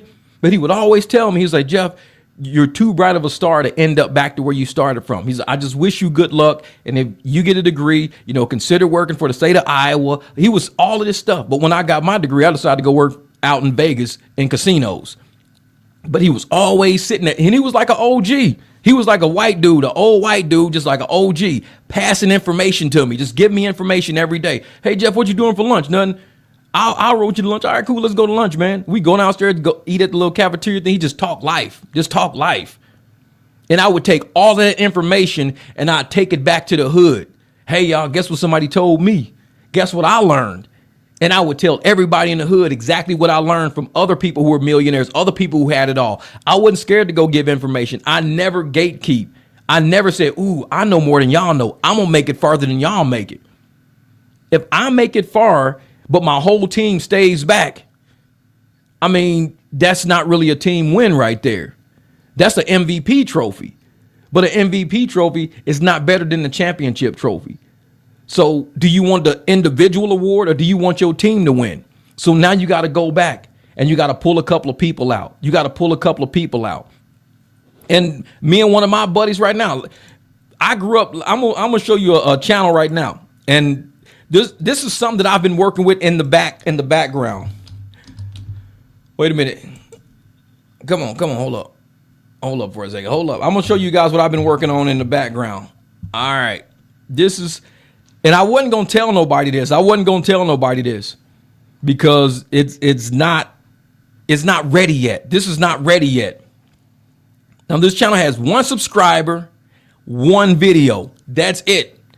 This channel has 1 sub, 1 video. And I'm gonna share the screen with y'all to show y'all what it is. This right here, the Black Book Chronicles. This is a channel I've been working on. And you see that image of that guy right there? That's actually a real person. That's my buddy Art Austin. This is his channel. Right now, I think he's down in Mississippi right now. Me and him are both from Meechum Park. Me and him were the original rap group together. He was AA and I was Deuce. This is back in high school. We was doing talent shows back at Kirkwood High. Me and this guy right here, he had this channel on his, he's had this channel for a long time, but he's never done anything with it. Me and him, we still talk and we still text all the time. He actually saw me on one of O'Shea Duke Jackson's videos and he's like, Jeff, because me and him, we link up on Facebook all the time. We link up on IG and TikTok. But he was like, dude, I didn't know he was on YouTube. And he was like, man, I just saw you on OJ Duke Jackson. And I was like, oh, I didn't know you was on YouTube like this. Yeah, we talk all the damn time. He always sees me on different channels all the time. Different people sharing my content. And so I was like, well, what's your channel name? He said, Black Book Chronicles. I said, what's it about? And he said, okay, here at the Black Book Chronicles, we will review current events and cultural issues. Now, he started this back in November 2021. He's had this channel this whole, I said, Art, what are you doing, bro? I said, if you don't build that channel, this is one of the Meechum Park OGs right here. This is anybody from Meechum Park. If you say Art Austin, they gonna be like, oh, that's the homie right there. Everybody knows Art Austin. I mean, from St. Louis all the way down to Arkansas, down to Mississippi and back, Houston. Everybody knows him. We text all the time back and forth. And this is one guy right here from the hood. Like I said, he started his account in 2021. He's got 1 subscriber, me. I'm the only one to subscribe to his channel. And I was like, dude, what are you doing, man? This dude is a book of nothing but just knowledge, a book of game. This dude, me and him, we went through our custody battles together. When he was going through his custody shit and divorce shit, I was going through mine at the same time. He was talking about his court cases. I was talking about my court cases. And to find out this dude, he said he wanted to start a channel to help young black men going through what he was going through, cultural issues and stuff like that. And he never did it. He's got 1 subscriber, me. 1 video. And I'm like, he said, yeah, man, I'll be so busy, man. I said, dude, we're going to build your channel. We're going to build your channel in 2026 because I want to get him on a live stream, because a lot of y'all don't realize this is somebody from my neighborhood. We grew up together. I done sat in his basement. He done went by Aunt Melva Jean house with me. We done ripped and ran. We done set up late nights. He used to run River King Records. He knows, let me see, he was doing records against like Nelly, 8 Ball, all these guys. These dudes is the original OGs of Meechum Park. I mean, like deep OGs. So I'm gonna actually have him get on one of the live streams, because like how people like Rick Ross toss and stuff, like this dude, he's deep. He's a deep cat, man. He's a deep cat. And I'm like, Art, man, I cannot believe you got a YouTube channel and you never just try to help out we come from Meechum, bro. We come from Meechum Park. You can reach back and help pull some of these cats out, man. And he's like, man, I'll be so busy though, bro. I'll be so busy. But I'm on him, because if there's nothing else I could do, like I can only do so much. So many channels out there, like Learning with Nia, she can only do so much. Mr. For Your Sister, my brother, right? We can all only do so much. Truth Music, Dims, we can all only do so much. But we need to at least inspire one person in our circle that we know to say, hey, can you do me a favor? Can you share some of what you got in your brain to just other people? Even if it's 1 or 2 people, 5 people, 10 people. Because as a culture, we can't attack all of these problems just on ourselves, by ourselves. And that's why people like Anton Daniels, I can't stand people like him. To me, he's a loser. He is the black hole of YouTube. He don't want to help other people out because he wants to be so high up. He is not a team player. He fakes to be a team player. He's only a team player to people who gets on his panels and helps him create controversy to push and promote his name. Because he even says it himself. Oh, I don't care how I get famous. I just got to do more stuff to get more famous. Me, I don't care about fame. I mean, I was in magazines. I actually did stuff to get famous. I would go to colleges and people say, hey, Jeff Watts, can you sign this for me? Oh, Jeff Watts, can you sign this for me? Hey, man, you were the dude who won last year, right? Yeah. Also, you the defending champion? Yeah, I'm the defending champion. I actually did stuff. And other athletes and people in colleges, coaches would walk up to me, man, I wish you went to my school. If you ever want to transfer, you can always come here. I'm like, we didn't have the Portland shit back then. So I kept my scholarship. But I was one of those people who already experienced fame at an early age. And I realized that it is what it is. It's just people knowing you. But what do they know you for? That's the main question. Do they know you as somebody who broke into Popeye's chicken and burned everything down? You could be famous for that. You could be famous for flipping your car over into a ditch. You could be famous for that. What are you actually famous for? See, Anton don't care. Narcissist, that's it. All he wants is fame. I want people to say my name. I want people to say my name. Nothing that I have out there is my name. I think I got J Watts TV. That's about it. But other than that, I never put my full name as a product or a brand. It's what my mom named me. I'm MicDrop Barbecue. I'm Uber G. I'm like, I am what I do. I'm not my name. So when I see people do like how Anton's doing, and they're using their platform to promote themselves, to distance themselves away from the culture, he puts black people down, all black folks, this and that. I know the issues with black people. I know them. It's like I know the issue with the car when people bring me their car. I see it's overheating. I don't got to keep talking shit about it overheating. I see the brakes went out. I don't got to keep talking shit about the brakes. I have to fix it. If I know the problem and I know my power as a mechanic and I know I got the tools, why don't I fix the problem? That's what I want to be known for. Anton, somebody who just talks shit all the, oh man, that car overheating, man. Look at that car, man. That car a piece of shit, man. That car overheating, man. That shit's nuts, man. See, that's what you get for buying that car. That car ain't nothing, man. That car ain't worth shit, man. That's his mindset. He's a shit talker. That's all he does. I want to be to someone said, man, that car is overheating. Hey, drop it off at my house. Get it towed to my house, bro. I'm going to get it right. I've done it for I don't know how many people. What up, No Cap?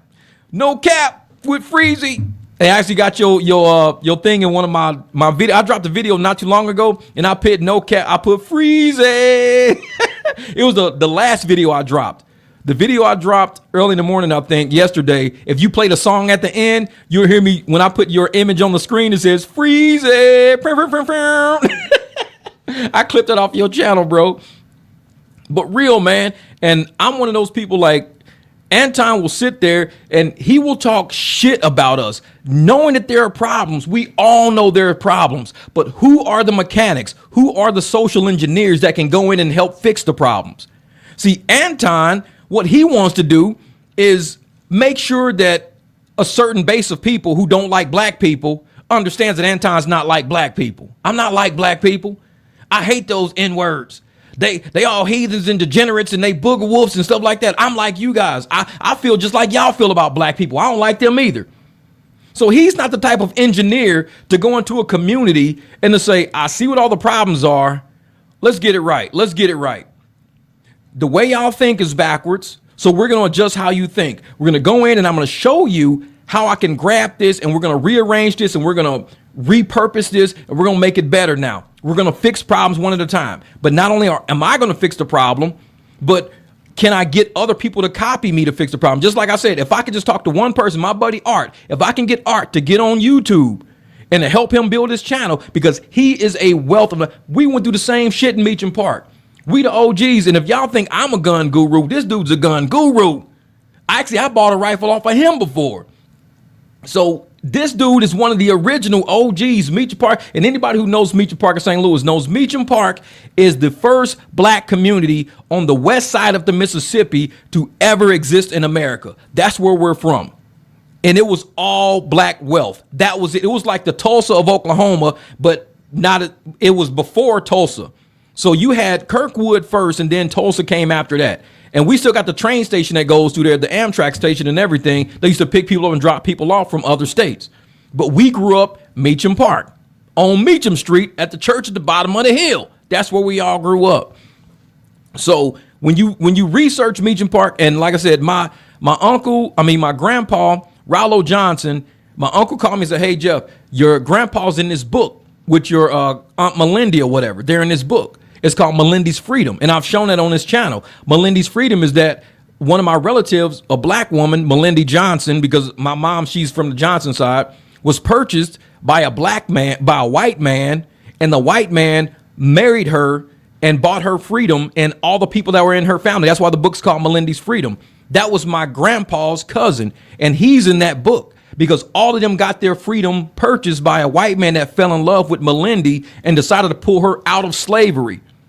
And the book is amazing. I got the book in the other room. It's an amazing book. I actually bought it off of Amazon, but my uncle called me and told me, hey, make sure you get this book about your aunt. And it's all Meechum Park. You'll hear him talk about St. Louis, Meechum Park, all of that in the book. That's where we're from.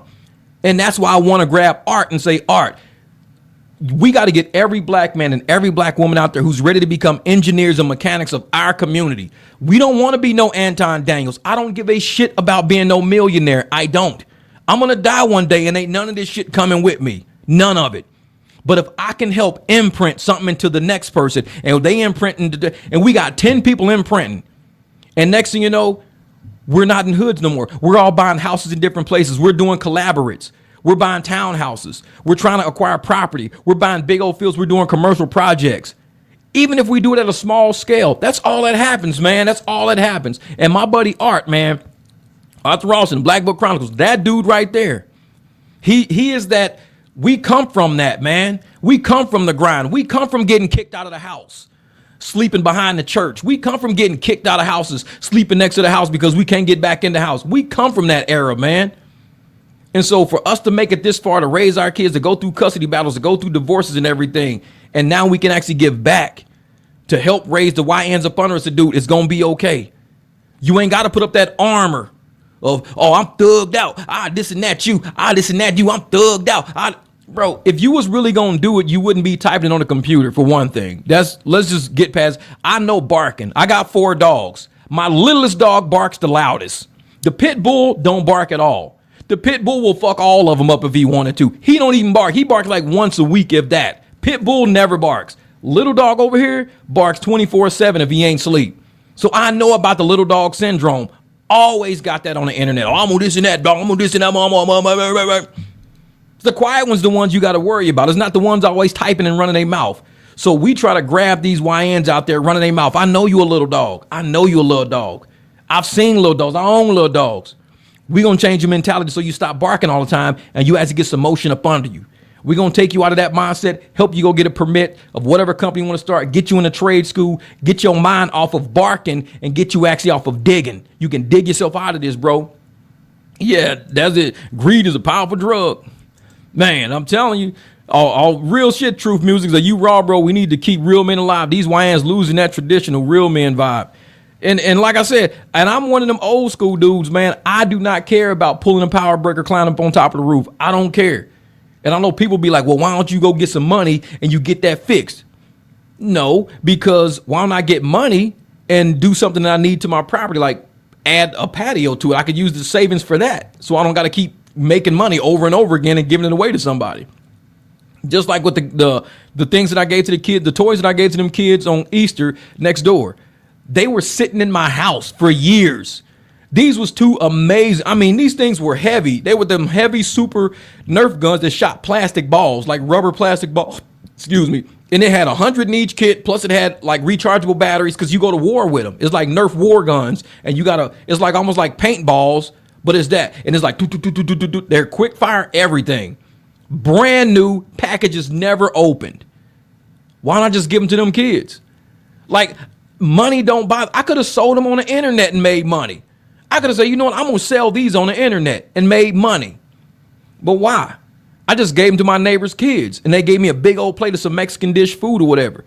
And now the energy we got back and forth, they know I care about them. I know they care about me. That energy is worth more than me selling them on Craigslist or selling them on eBay. The money don't matter. The energy is what matters. I'm cool with my neighbors. They taught me how to say a lot of words in Spanish that I didn't know how to say before because I'd be working on cars and I was working on one of my clients' brakes. I was like, yeah, I got to do brakes. It was like, oh, paratas. I was like, what?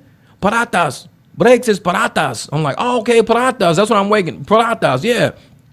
So whenever I'm doing, brakes or whatever, I hear someone like, paratas es roto. That means your brakes are broken. Paratas es roto. Like, all right, your brakes broke, motherfucker. Let me do them for you. Paratas es roto. I'll do them for you. Trabajando. I'm working, motherfucker. And so they teach me Spanish and we go back and forth. We just go back. And this is why I wouldn't sell those, because I need the energy in my neighborhood to exist more than I need the money in my neighborhood to exist. Money comes and goes. I'll lose it working on the HVAC. I'll lose it buying new tires. But that energy is forever. Once you get cool with your neighbors, once you get cool with a friend or anybody once you share that energy with somebody, that energy is forever. And that's what we're trying to teach the YNs. The energy you putting out is what's going to last. Look, like I said, look at what happened to Pooh Shiesty. That energy is forever. That energy is forever. He's going to be sitting in prison now, probably for the rest of his life. Dude just got out. Millionaire. Imagine being a multi-millionaire sitting in prison while everybody else is enjoying your money. That's the worst type of hell to ever live in. Because you seeing people like Rick Ross, he's over in Italy right now. He's got record labels and stuff. People is out traveling, seeing history, digging up old artifacts. I would hire somebody just to dig up other people's records. I'm like, do me a favor. Find out the records of when these people came to America. I want to know when they came here because I want to help them trace back to their original roots. Like, see where did they come from? Ghana, Ethiopia, the Sudan. I want to see where they came from.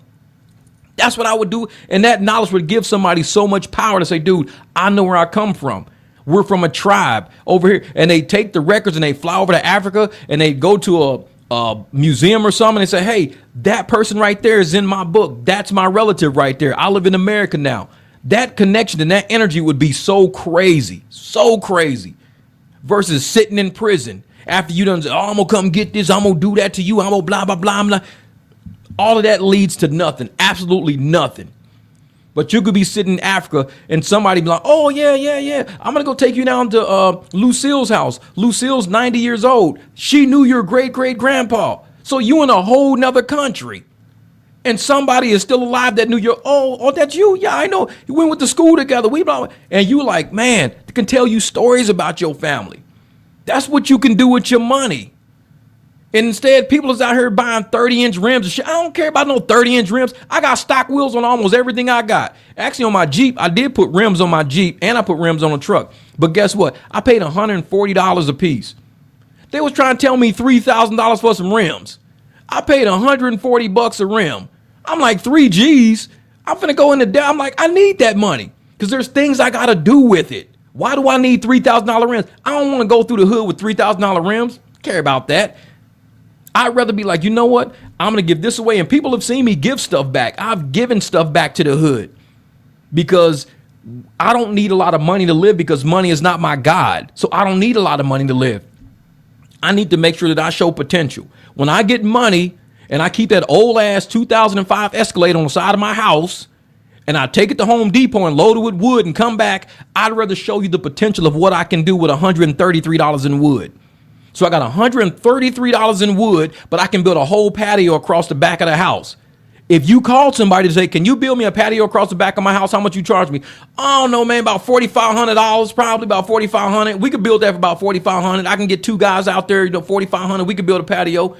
I'm like, dude, I can go get you $133 worth of wood from Home Depot and we can build that shit in the weekend. I don't need money. I need to show people what you can do if you just use that intellect. Rick Ross said it. Use your intellect. Use your brain. Negotiate with yourself. Tell yourself the possibilities of what can be done versus sitting your ass in a prison cell. It ain't shit in a prison cell. Pooh Shiesty was doing an interview talking about some, yeah, man, $1,000 on commissary. I can sit in my cell. I can have my notepad doing my music, writing my craft. Why would you want to do that when you can sit in a house? I don't care if your house is a rental. You could be free to sit in a rental and to say, I'm going to go down to 7-Eleven and get me a slushie, man. I'll be right back. That's freedom. To be a millionaire locked up, I'd rather be barely making it, afford my light bills, but free. Let me be free. Let me go. You know what, man? I'm going to run down to the Walmart. I'm going to run down to Walmart real quick, buy me some new flip-flops because the bottoms, and I got to go buy me some new flip-flops because I've had these for about 3 years. And I walk across the back patio that's concrete, so they eating away at my flip-flops. I don't just wear them in the house. So I got to go buy me some more $11, $12 flip-flops. I'm going to go to Walmart, buy me some $11, $12 and 1 flip-flops, and they're going to last me 3 years. I don't need Versace flip-flops. I don't need Gucci flip-flops. I'm walking in the backyards where dogs pee. I'm cleaning up poop. I don't need to spend a lot of money. Why I gotta sit? You got millionaires sitting in prison, and I'm walking through a backyard. You don't gotta be a millionaire to enjoy this life. That's why I said people like Anton Daniels, I don't like his energy. I don't like his channel.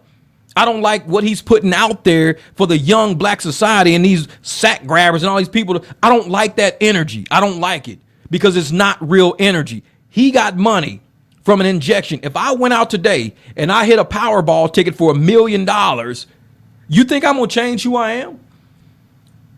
I think the first thing I'm going to do is pay off everything I got to pay off. I know a couple of friends that I know that are struggling. I'll probably take care of them. So you know what? Let me just take a little stress off you because I ain't going to die with this shit. Let me take a little stress off your back. Now you got some leeway. I ain't going to completely pay no shit off, but I'll take some stress off your back. Cool. You ain't got to worry about your kid's tuition this year. You might worry about the next 3 years, but this year you ain't got to worry about your kid tuition. I got it this year. I got it. Now you got some breathing room now. And that's what you do with money. You share energy with it. You don't sit on it like Scrooge McDuck sitting on top like, look at all my money.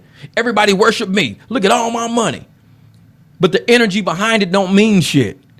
Nobody cares about the money if your energy behind it ain't nothing. Okay, you flexing people. Yeah, I'm sitting courtside. Why would I want to sit courtside? There's so many single moms out there. I'll be like, bro, let me tell you something. You got an 18-year-old kid that you say you tired of his ass sitting on the couch every damn day, huh? Yeah. You know what? I was going to buy courtside tickets. It was cost me $3,500. It's a welding school. $1,900 for the course. I'm going to take his ass down there, put him in my car for $1,900. I'm not going to sit courtside. I'm going to put his ass through welding school. He's going to become a welder, and we're going to make sure he go get a job at a salvage yard somewhere, And that's what he's going to do other than sit on your damn couch. That's what he's going to do.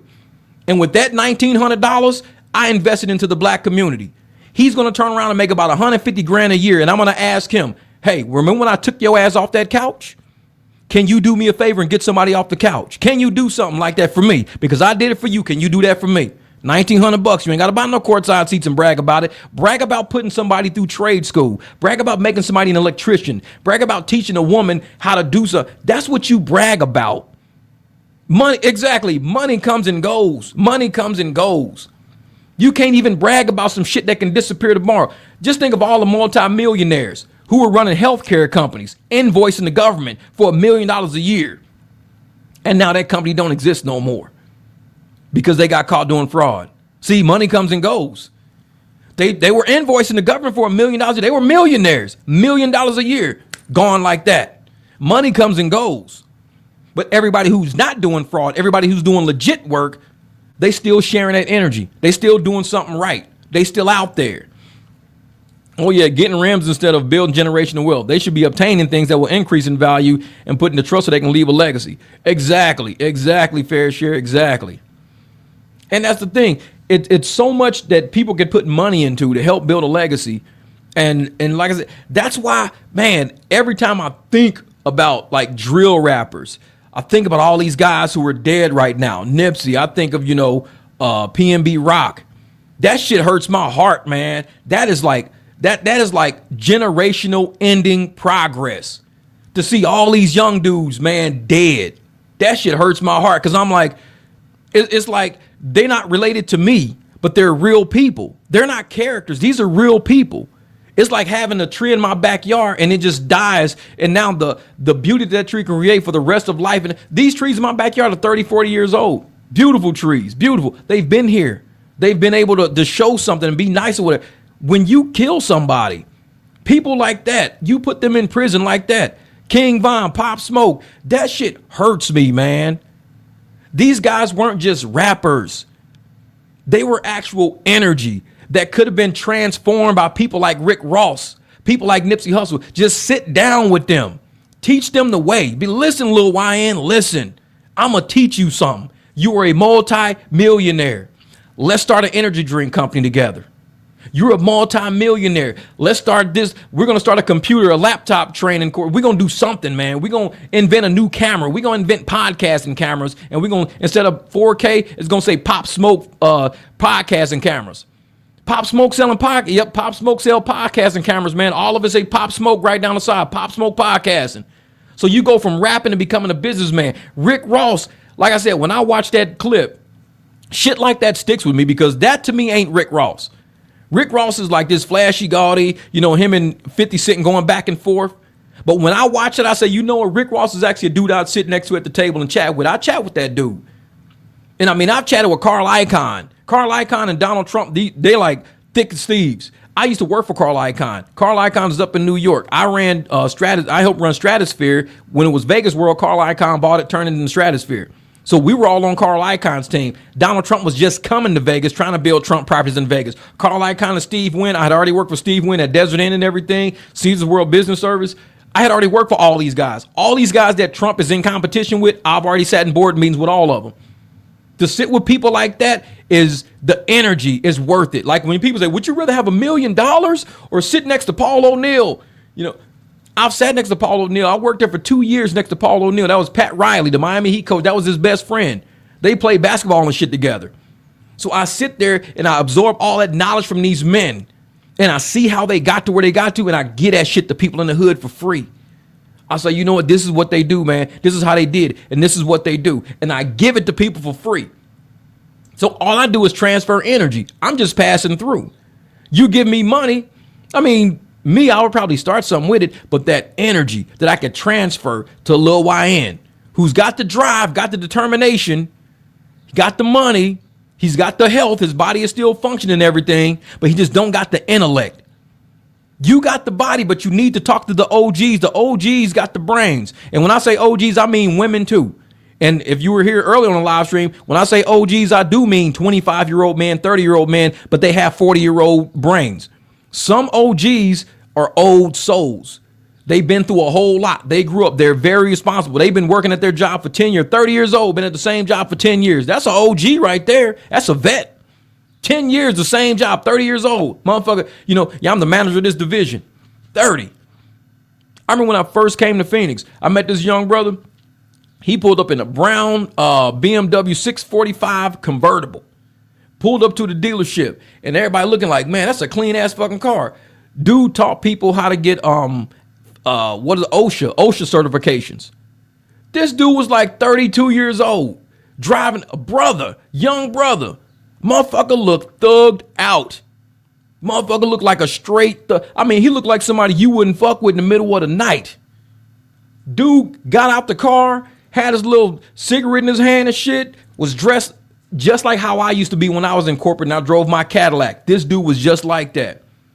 He came walking across the lot. This and that motherfucker's talking sideways to him. What do? He gave me one of his businesses. He said, hey, man, if you ever want to learn OSHA and train with OSHA, motherfucker, completely 100% literate. Nobody would talk to this dude. Nobody would talk to him. Completely, articulate, literate, intelligent, super smart dude. That's how he got that 645, because he had it up here. That was a young OG. Dude already had it all up here. And I'm sitting there like I said, people read books by the cover all the time, and they won't sit and take a chance to talk to somebody because they'd say, oh, you look thugged out. There's a lot of YNs out there that I guarantee, I've talked to them in my car doing lift rides and everything. You talk to them, you will notice the drive they got, the hustle they got. They just don't have the direction. They're going to end up in jail. They're going to end up dead because they focused on that money. I'm going to get that. They're a bunch of Antonites. Oh, I'm going to chase that sack. I'm going to grab that sack. I'm chasing this sack. Like, no, bro, what do you want to do? Then that's what you focus on. Money's going to come from you doing whatever it is you do. But if you only chasing money, you're going to be like Anton. I'll do whatever it takes to get money. Do whatever it takes to get famous. You don't want to do that. Because then you're going to end up like Pooh Shiesty. You're going to end up like a whole bunch of dead people doing whatever it takes to get money. Instead of do what you think is going to help you elevate as a human. And hopefully that's going to get you to where you can get enough money to take care of yourself. Like me, I said I'll never be rich. I'm just not designed like that. And it don't bother me. That don't even bother me that I don't be rich. Because I know I got a power bill that came today. My power all summer, all winter was like $70 because I don't use a lot of power. So it was like $70 a month, $70 a month, $70 a month. Now I've been running these fans all week, and then I had to run the pool pump and everything. So it's now $112. It don't kill me because I saved so much money over the winter by not running power. So $112 power bill is like, it's better than $600. That's the way I think about it. It's better than $600 because it can get up there. It's better than $600. So I don't even look at money. I don't even think about money. I think of what do I need to do today to conserve enough to where I can afford living tomorrow? What can I do today to conserve enough energy, to not get myself in jail, to make sure I cover my bills, to make sure I don't put myself in dangerous situations? What can I do to conserve all of that so I can live to see tomorrow? A lot of people not living like that. The YNs ain't living like that. They think it's cool to be on the internet saying, oh, I'm going to do this, I'm going to do that. This is what I do. And they pulling out guns and they doing this and doing that. I'm like, bro, you're not going to make it through the week. At that rate, you're not going to make it through the week. And I'm sitting there looking at these guys. I'm like, they don't have, and I know how we say that, they don't have fathers in their lives. Pooh Shiesty had his father in his life. His dad was right there. But his father was not a good role model. What father goes with you to do something like that? The same father that was doing it, whatever they did to Pop Smoke. I think that was a dad and a son too. The whole Pop Smoke, not the Pop Smoke, the PNB Rock thing at the Roscoe's Chicken and Waffle. So what type of fathers do we have out there? We got fathers involved in the lives of these kids, but they're not mentally fathers. They're not even OG fathers. They're like YN fathers. They're like how I said how Pat was dressed. Pat was dressed like he was like 18 years old. So these old ass men wanting to live their second childhood, saying, oh, I'm just going to roll with my son. Now I'm going to take my son with me. No, we're past that point, bro. You got to dress like you older, act like you older, think like you older. Like I said, I didn't even expect to hear something like that coming from Rick Ross. I didn't. Out of all people, not Rick Ross. But yet, for him to say that, I was like, man, that should be going viral. Him really telling the truth. A multimillionaire who's walked the path that he's walked, went through all the shit he went through, and he's like, chill, bro, chill. Negotiate, get to the table, live to see another day, make another deal, structure another deal, diversify your portfolio, travel. To hear Rick Ross talk like that is like, those are the people I grew up with in Vegas. The millionaires in Vegas would talk like that. So apparently Rick is putting himself in rooms with people who are really wealth harboring people who know how to make it in this world. Say John Morant's biggest problem is his father, in my opinion. And seeing that right there, John Morant, another one. Dude was raised in the suburbs. Why is he running around all the time trying to be a thug? His dad won't even sit his ass down and be like, dude, you could be the face of a world-renowned organization, the WNBA. You could be the face of it. And this is what you choose to do? Ripping around with these young idiots, pulling guns on kids in the backyard because you playing basketball. I'm like, where's his dad? His dad should be like, I'm going to put you in mental counseling, put you on medication or something, because you're clearly not seeing the level of wealth and utility you have as a human. And you throwing your whole life away to act like you want to be a cool rapper for whatever. And again, to me, that's what I'm saying, man. I don't know. It's the manosphere, man. I hate to say that. I hate to say it because I know everybody in the manosphere don't even know what they got into. They have no idea what they got into. They think, well, I'm a man, so I better be in the manosphere because it's a sphere made for men. The manosphere is a bunch of down low dudes. It's a bunch of down low dudes. These dudes are trying to impress other dudes. They hate women.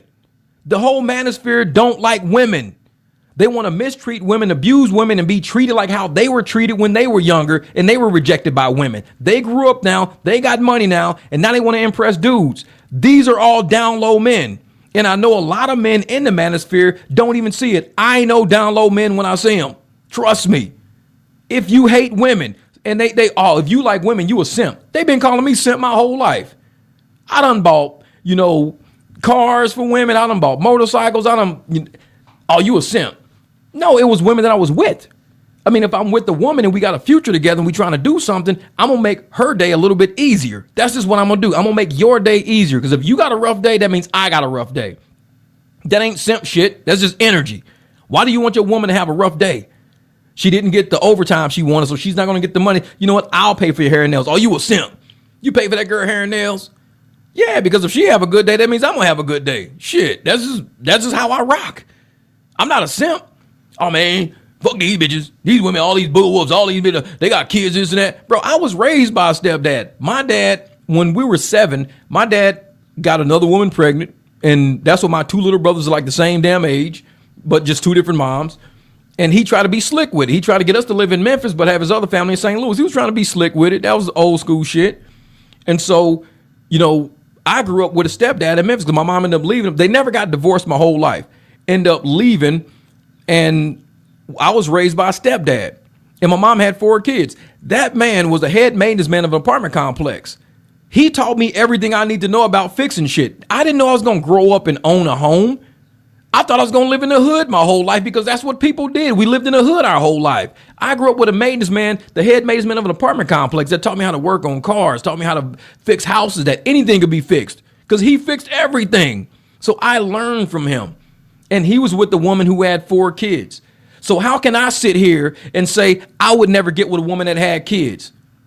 How stupid would I sound? Because my mom was accepted by a man who didn't have children. Well, I think he did have a daughter, but she was young at the time, and I ended up not meeting her or whatever. Him and the mom was having issues. But it would be stupid for me to say I would never date a woman with children when I was raised by a man who didn't have to raise me. I'm the one who got the accounting degree. I'm the one he kept out of the streets. I'm the one he kept teaching me how to do laundry because he didn't want my mom doing laundry for 4 kids. So he taught me how to do laundry. So I helped with laundry. My brothers, we all used to take the quarters. My brother Kenny was slick. He would take the quarters and he would get nickels and he would make slugs out of all the fucking nickels. And that way he would put slugs into the coin operated machine and he would keep all the fucking money. My brother Kenny was a hustler like that. He was always hood, always hood. I would put the quarters in the machine because I'm like, well, they gave us the money. It's not even our money. They give it to us. So we put it in there and we wash the clothes. This fool would be outside beating nickels and shit and trying to get slugs. And he's like, I'm keeping all these quarters. I'm giving these motherfuckers some slugs. That was my brother. I didn't turn out like him, as you can see. Like, man, Oh yeah, men are providers and protectors, guys. Exactly. And that's the thing. Some men think money is the provider and money protects them. They buy protection and they buy provisions. No, men are the providers as far as provisions go, because we're the ones who say the back patio is getting way too damn hot and it's driving up the bill. Why am I paying $400, $500, $600 a month when I can just go pay $140 worth of wood and knock my bill down a couple of $100 every month? It's an investment. Men think that far into it. We can think like that. We say, well, why am I doing this, this, and this when we could just do this? When I think of provisions, I think of provider, I think of thought, I think of future, I think of planning. Men sit down and draw out the plans in the house, be like, listen, because just like me, I didn't like when I bought this house, it came with a refrigerator. I still got it in there. I need to get rid of it. But I bought another refrigerator that had more space because we live in Arizona. You got to drink a lot. So I'm always filling up the fridge with stuff to drink. But I have no place to put my leftovers. So I had to go buy another refrigerator. But I thought ahead and I bought the refrigerator I wanted. Now I got tons of space now. I got to get rid of the old refrigerator. It's been sitting in there for that whole time. But that's what I think about when I think of a man. We will go out and say, okay, I'm going to buy you a new washer and dryer to help us do laundry at a massive load. So we could put big loads in there instead of just little loads now. Men do that. Okay, we're going to get a different refrigerator. Okay, we're going to lay floors in here. Okay, that's what men do. We don't just run around with money going, yeah, I got money. I got money. I'm rich. You broke. I'm rich. You broke. That's old pimp shit. Like, these dudes don't even like women. They like money. And they like the things that money do. Some of us like women and we like the things that women do. So when we got a woman, we respect that woman. We take care of that woman because we enjoy that woman being around. And people say, well, why don't you got a woman right now? Because I can't find one that can just merge with my life. That's all. It ain't got shit to do with me being awful about, like, I hate women. I don't hate women. I respect women enough to not waste their time. I know me. I'm a busy ass person. I got all these, I'll be doing shit in rooms. I'm doing shit with dogs. A lot of women don't like dogs. That's cool. I got 4 dogs, so I don't bother you. A lot of women don't like, all these cars I got, maybe. That's cool. I don't bother you. I respect women too much to waste their time thinking, I got to lock you down just to get a piece of ass, but I'm going to make your life hell. It's like, no, I'm not going to make your life hell. I'm going to let you stay in peace.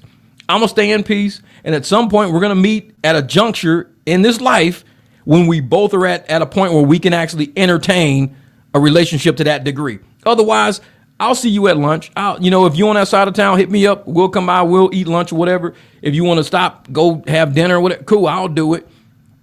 And I'm one of those people that I'm going to get you a good one, bro. But see, that's the thing, man. I don't waste women time because I don't like my time being wasted. I don't. I've met women. I've given my number out to women. Women have asked me for my number, this and that. And, I'll text them this and that, whatever, for a little bit. But it'll just phase out because I know it's not something that I'm interested in. One woman, real cute girl. She was like, want to be an Instagram model. She's probably about maybe 10 years younger than me, 15 years younger than me, which is too young for me. I'm 52, 53. I would like somebody 45 and up. When you start dipping into the late 30s, I'm like, oh man, this is kind of scary. Late 30s, like, oh, because I'm 52. I'm not late 30s. So I was late 30s. So now I'm at a point, and that cute lady, but I can see she was really into fashion a lot. She's really into how she looks a lot. She does way too many selfies for me. If a woman is taking that many selfies, you're selling something. What are you selling? Me, I take pictures of my dogs, my cars, the shit I build. I sell manhood. Like, this is what I do. This is my life. I'm a man. This is what I don't just keep taking selfies of myself. It'll get old after a while. So cute lady, whatever. And we was texting back and forth for a while. Then I just stopped one day because it was shallow. It was very shallow. It was very, I'm probably going to go over to friends. We're going to go to a party later on. We're going to go do this. All right, cool. No problem. I'll text you tomorrow. Then I know you're probably going to get in like, all right, cool. No problem.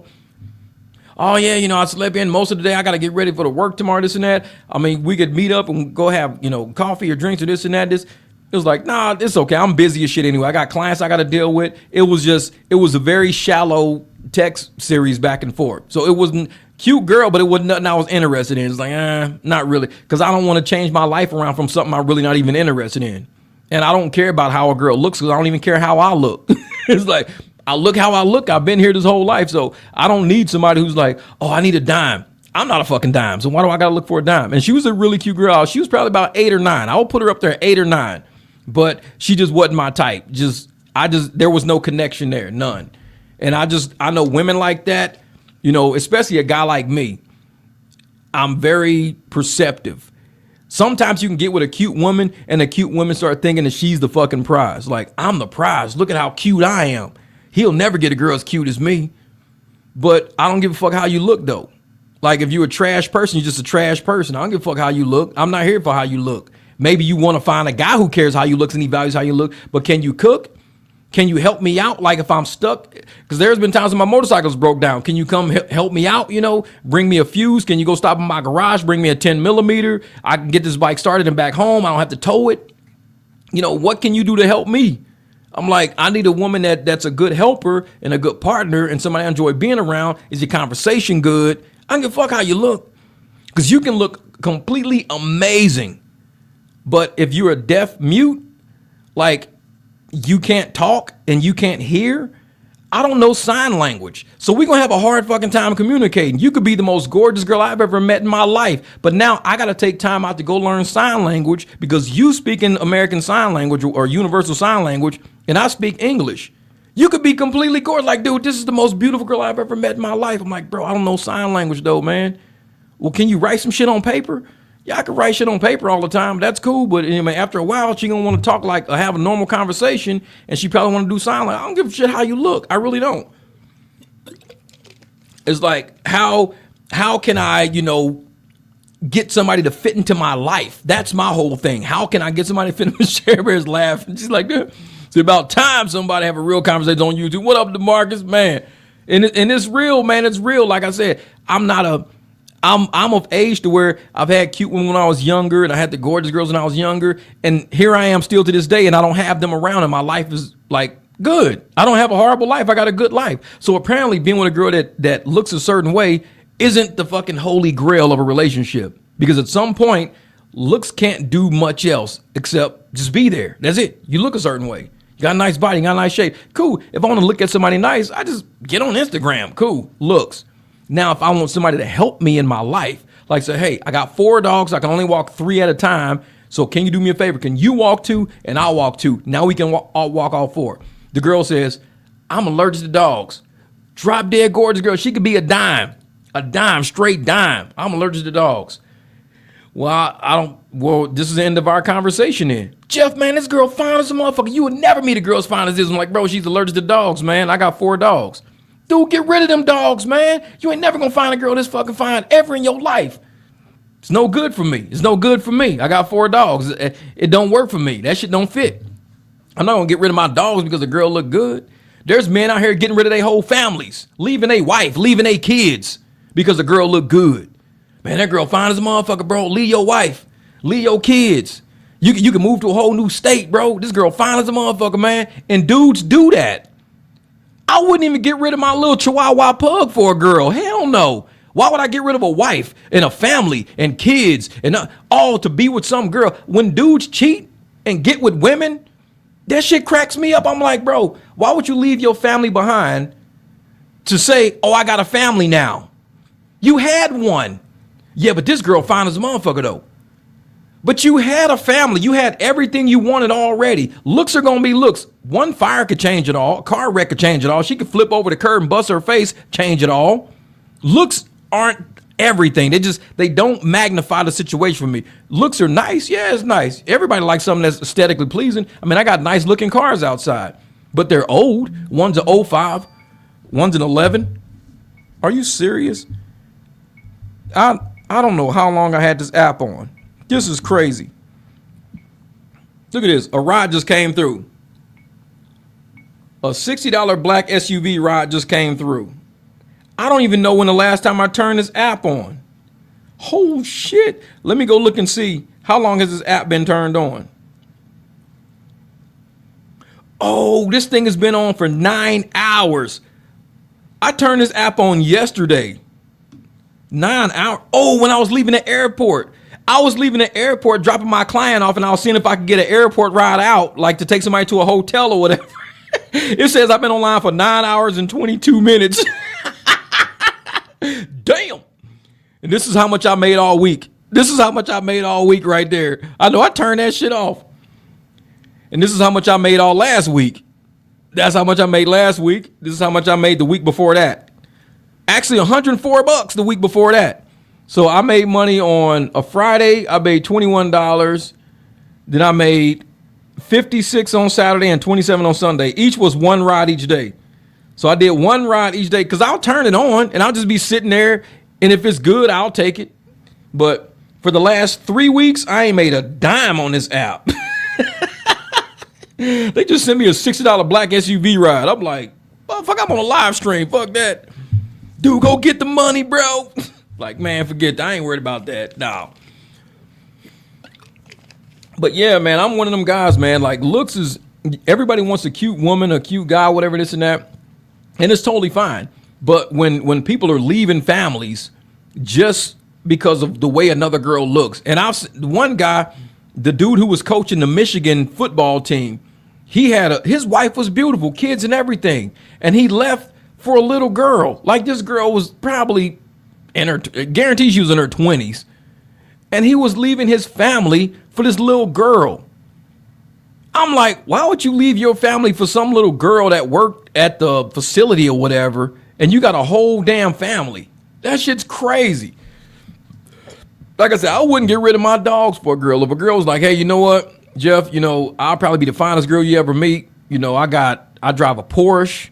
I got a fucking house. I got an $800,000 house. And I own a company. I'm probably the best woman you ever gonna meet. I'm just allergic to dogs. I love you, Jeff. You got to get rid of them dogs, though. I never text her ass back. I'm like, nope. I'll never text her. I'll say, no, what, you wouldn't get rid of dogs for me? I'm like, my dog's been here for a long time. I had one, and he was 8 weeks old. He's like 8 years old now. You think I'm gonna get rid of my dog for you? Hell no. He's an 8-year. He only knows me. Where he gonna go?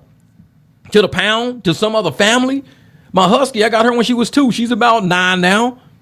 It's like, so I don't know. And people get rid of their whole families for women. They leave their whole families behind. I mean, look at Anton Daniels. This dude, I've traveled with hoes all the time. I got baddies all the time. If I was married, there ain't no way in hell, no way, period, I'm going to let the way any woman look. And I don't care if you could be Q, Mika, whoever the hell, Molly, whatever you want to be. I can give two shits how you look. I really don't even care. I wouldn't get rid of my dogs to hang with you because these are important things in my life. This is my energy. This is my energy.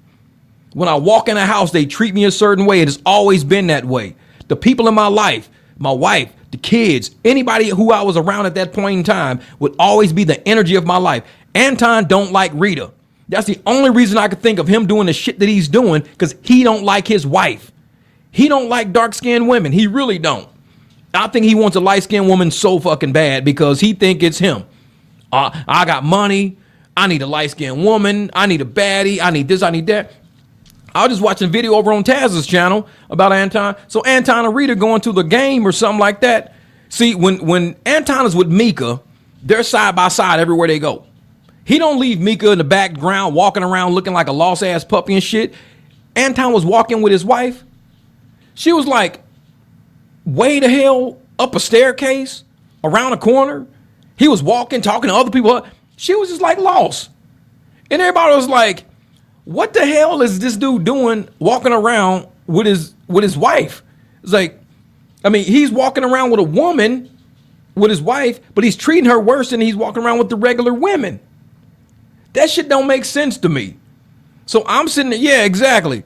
Is something going on? Exactly. Yeah, my dog's my babies. Oh, there you go. What's up, buddy? He's over there laying down. Yeah, and so there's no way that these women can get me to disrespect the woman of my house just because of how they look. Just because of how they look. What's that dog doing out there? It's a dog outside. Hold up. Yeah. See, just because of how they look, you're not gonna get me as a man to come off my manhood of being the man of my house, the man of my life, all because of how you look. How shallow of a person do you have to be to say, well, I want her because she's fine, or I rock with her because she's fine? But yet you hate women at the same time. You always talk shit about women. I'm telling you, these dudes are down low. They're down low. A bunch of these dudes in the manosphere are not real dudes, man. They are not real dudes. They sitting up there acting like, you know, I love women. I'm about women. I'm about, you know, being a king, this and that. But if you already a king, you got a queen, you got a castle, you got your life, you got your dogs, your cats, your cars, you got everything around you. What more could you need? What is not being fulfilled? Only a narcissist would say, I'm still not fulfilled. I have everything I want and I still want more. I need more to stroke my ego. I need men to look at me. I need men to look at me to think that I'm somebody important. So I'm going to go out and get women and tell all these men about all these hoes. Say, now you can stay till Jeff. Oh, I'm going to do that. Yeah. And I'm going to have all these hoes around me and show all the women I can have around me and how I can talk to women because they want to impress men so bad. And it shouldn't be like that. Like, if you got to go that far to impress men, nah. You shouldn't. Nah, it's not like that. Nope. All right. So this is what we're going to do. Let's do this candle kit thing right quick. And like I said, we got 43 people here in the chat. We're about 44 now. So I'm walking my patients home now. Hope, Jeff, you stay till Jeff reveals who won the candle. Yeah. All right. So this is what we're going to do. I got a sheet of paper here. I'm going to write a number down. And remember, whoever wins this, you got to email me at uberjeepaz@gmail.com. You got to email me. So here's the email, uberjeepaz. Yep. At Gmail. Wait a minute. I don't think I did it right. Gmail.com. I think that's it. But it's also in my video description anyways. So that's my actual email address right there. Now, this is what it's going to do. I'm going to pick a number. Since there's only 44 of us in here, and I know everybody probably don't want a candle kit. You don't have to. This is the candle kit right here. Let's at least go through and see what the hell you win and to see if you even want to do this. I'm going to repackage this in a box. Damn, they got this fucking plastic. I can't even tear plastic. All right. So this is the candle making kit right here. So first, you got the electric stove. And with the electric stove, this is what you sit down. It's got a handle switch, an indicator light, a hot plate, and an air circulation hole. So this is you'll sit this down and you'll put your candle wax jar thing on top. So this will come with it. Let's see. This is, let me see real quick. I think this is a candle. Okay, so this is the actual candle jar here. This is it right here. Woo! It's got this little handle to it. And this is what you sit on the hot plate. Your wax will go in here. You sit this on the hot plate right there. Yeah, I'm just showing you what you're actually getting in this kit because it's kind of hard without letting you guys know whatever the hell's going on. Let me see. I don't know how to do this. Hold up. Wait a minute. I probably shouldn't open this shit. Nah, we're gonna do it because I gotta show y'all what you guys are getting. All right, and then you get. Oh, this is different right here. Okay, so they really got this wrapped up. Damn, how in the hell is this shit even wrapped up in here? I'm opening everything because you guys need to see what this is actually. All right, and then you get this. You get some of these right here. These little sticks right here. All these little sticks right here with the hole in the middle. These are called wick sticks. So you get a ton of these little wick sticks and they're reusable. I got metal ones. So what happens is with these wicks here, like here are your wicks and they got the little base on the bottom. You're going to stick sticky pads on the base of these. So you stick sticky pads on them. You stick them into the jar. You pour the wax. And so as soon as you pour the wax, the wick is going to start trying to lean. You put the wick into the hole and you sit this right on top of the jar and it holds your wick steady in the center of the jar or whatever. So, and I'm going to put these in here with the wicks. Let's do that. I'm going to package it the way I want to. All right, so now you get the wicks and you get the actual pieces. You get the sticks like that. Let's see what else I got in here. And you get a thermometer. Yep, this is an actual thermometer here. You can use it for any, and it's digital. You can use it for like meat or anything you want to use it for. I actually need one. I should keep it. No, I'm just kidding. I'm gonna give it to you. It's coming with the kit. So you actually get this, you get the digital thermometer, and that'll tell you when it gets to like 190 down to 160 degrees. 160 is when I normally add my my fragrance to it. 190 to 170 to a 90, it'll, and here's a ton of beeswax. This is all beeswax. Smells pretty good. So you take a little bit, you just get cups of it. Like if you got 4 ounces, then you do 4 ounces of wax, whatever, 5 ounces, you get that. And then you get instructions for everything. So here's the instruction kit right here for everything. What I just explained to you, it's all instructions. And then here you get 2 pads of, these are the sticky pads that you put at the bottom of the candles when you stick them in the jar before you start pouring. So you have a clean jar, you put these pads at the bottom of a candle wick, stick them in the jar, pour your wax, everything's good. But like I said, I got candle making videos to show you exactly how to make candles. Is that it? Oh. And then you got to stir.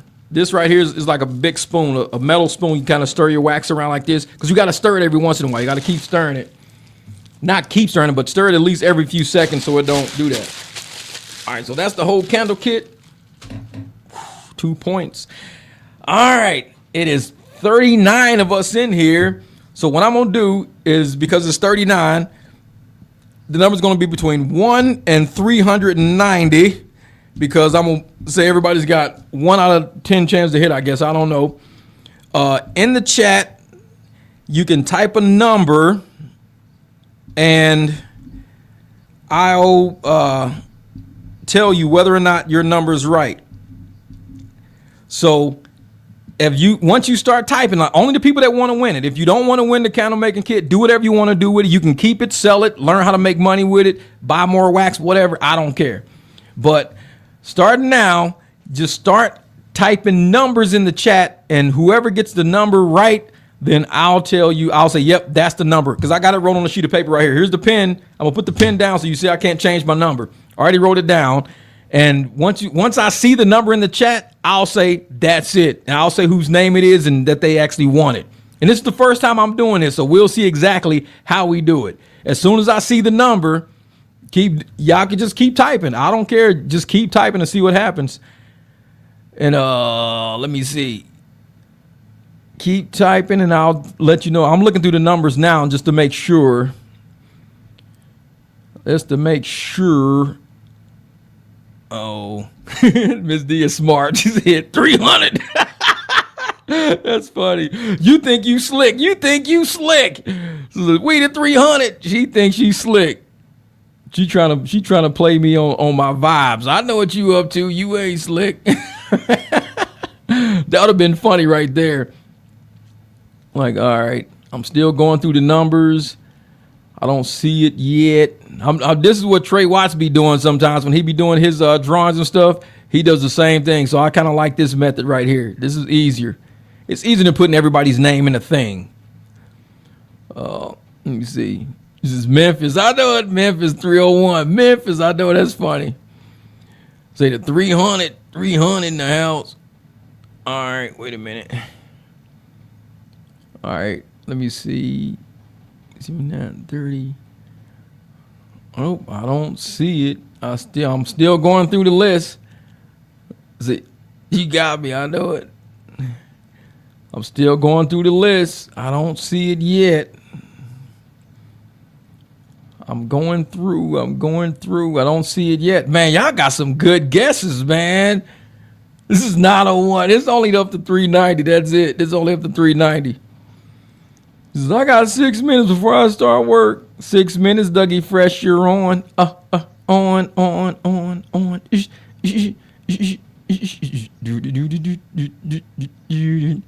right, I'm going through here. I'm looking. So this could take all day. No, because there's only so many numbers. It was only up to like 390. That's it. It was only up to 390.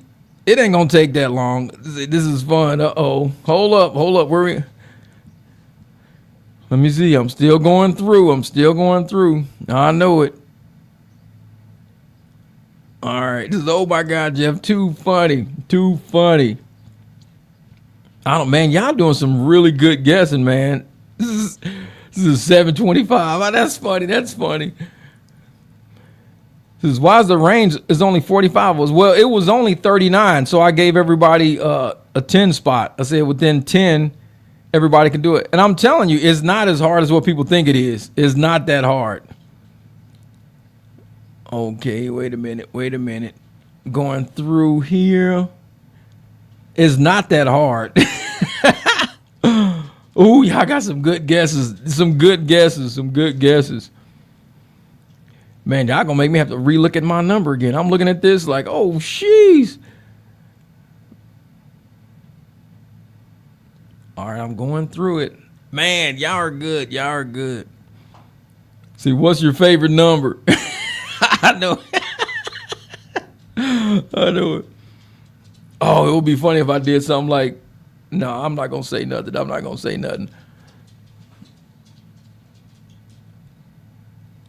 Oh, yeah. Y'all are doing good. Hopefully I didn't already pass. I'm going back through the list to make sure I didn't pass it. And I'm going back through. I'm just looking all through it. I'm just going back through and making sure I didn't pass it. Nope, I didn't pass it yet. Nobody said it yet. Let me go back down here. Let me keep going. Let me keep going. I don't see it yet. I still don't see it yet. Man, some people have gotten really close, though. I can tell you that much. Some people have gotten real close. Of course they got close because, all right, let's see. Let me see. I'm going through. See, my break only 15 minutes. I know it says my break's only 15 minutes. No, that's funny. Yeah, some people are getting, say, can we get a clue? Y'all are doing good guesses, though. But that's the thing, though. But see, the numbers only go up to, 390. So, man, some people are just like, somebody gonna be mad as hell. That's all I know. Somebody gonna be so mad. Be like, no. And this is funny. I'm telling you. And it's like I said, it's hopefully with this candle making kit, somebody actually does something like good with, like, make some candles and sells to like a office park or something like that, and be like, man, this is funny. Okay, so this is what I'll do. I'll move the numbers down some, and I'll say, instead of going all the way up to 390, we'll drop it down to 290. How about that? We'll drop it down to 290. So it's between 1 and 290. So that took away 100 possible numbers right there. Between 1 and 290. So now you guys, I said 290, 289. That's funny. See, I took away a whole chunk of numbers. So that should like limit that should really like limit it a lot. And I mean, some of you guys are getting some really good guesses.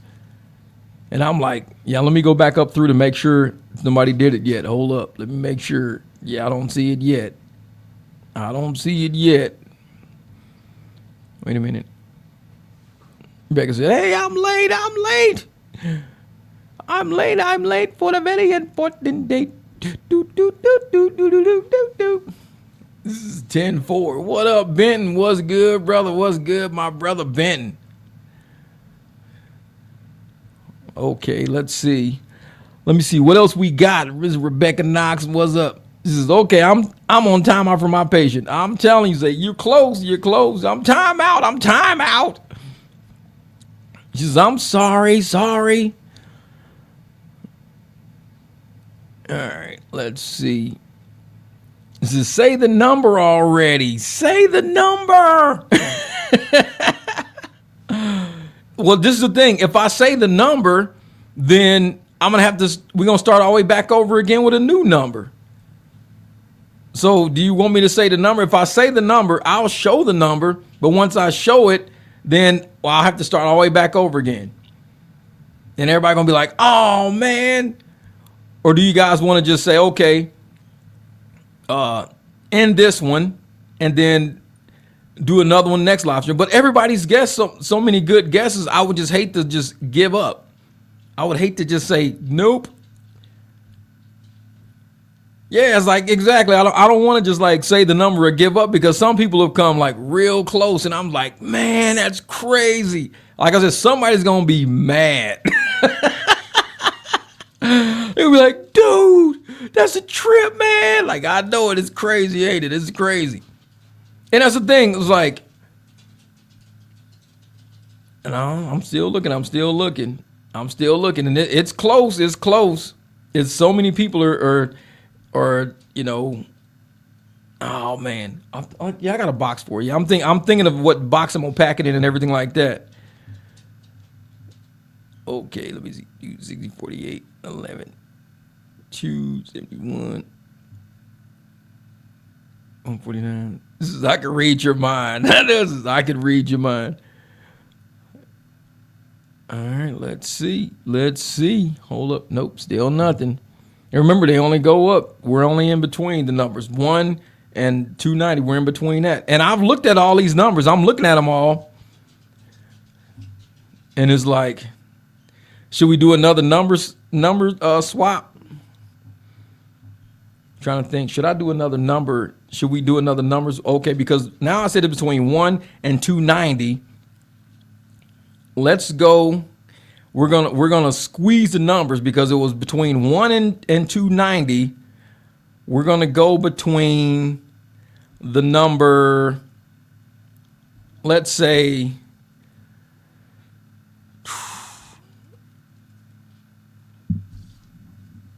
between 30 and 220. It's between 30 and 220. So now I got a smaller gap. It's now between 30 and 220. See, we're making it smaller now. Making it smaller. And that's not a lot of numbers. That's not a lot of numbers. Between 30 and 220 is not a lot of numbers. Uh-oh, let's see. What do we got? 190, 140, 36, man. 85, 80, man, hold up. 200, 220. I do not believe nobody is actually saying this number. That is the craziest thing ever. Man, that is a good number to pick. That's a crazy number. Nobody's ever saying this number. That is nuts. It's been a lot of numbers in here. A lot of numbers. And I can't believe nobody said this number yet. That's crazy. Well, it's between what? Yeah, I said, no. Yep, nobody's still saying that number yet. Man, that is craziness. I know it, Lord have mercy. I'm telling you, it's like, and when somebody says that number, I swear, you just need to get a t-shirt with that number on it. That needs to be your number for everything.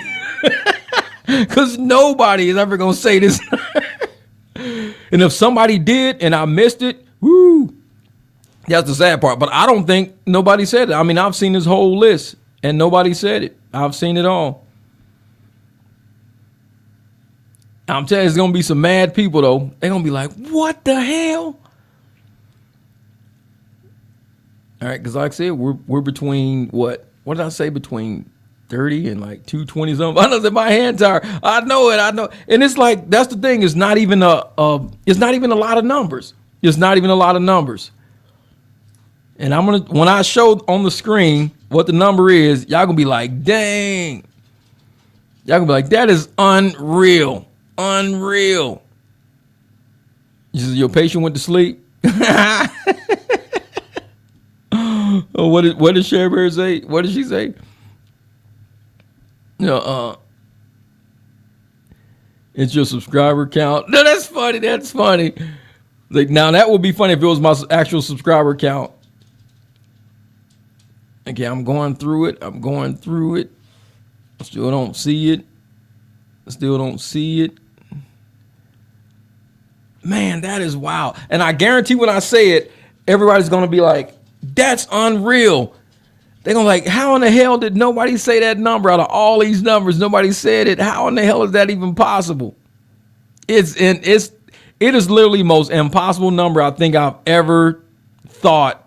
And nobody's picked it yet. That is crazy. Oh, man. And I'm guaranteeing when y'all see this number, y'all go through this list and y'all tell me if anybody said it. And you'll be like, how did nobody say that? Out of all the numbers out there, nobody said it. Like, oh, man. That is crazy. Oh, I'm still going through it. I'm looking. Since we got to go to bed. I know it for real. And that's why, and this is fun. After this game, I'm telling you, we're gonna be done with the internet because this is like mentally exhausting. Everybody's brain is fried by right now. Everybody's brain is literally fried. I know it. Infinity and beyond. That's funny. That's what it is, infinity. No, I'm just kidding. It ain't infinity. It's like, man, I know everybody after this, everybody gonna take naps. I guarantee they're gonna, Mom, why are you asleep right now? Oh, I just played this damn game. My brain is fried. I can't think of another damn number. My brain is gone. Like, this is the best channel. Man, this is crazy. This is nuts. I know it. Beautiful mind. How is, like, it is unreal. I'm telling you. When y'all see this number, y'all gonna freak out. Y'all gonna be like, there's no way possible that everybody, and like I said, it was over 40-something people started this, and everybody has said every number except this one. That is crazy. You gotta go out? All right, I'm gonna let you outside. Hold up, buddy. Hold up. Keep going. We almost there. Hold up. Go, come on. Go. All right, where we at? Wait a minute, where we at?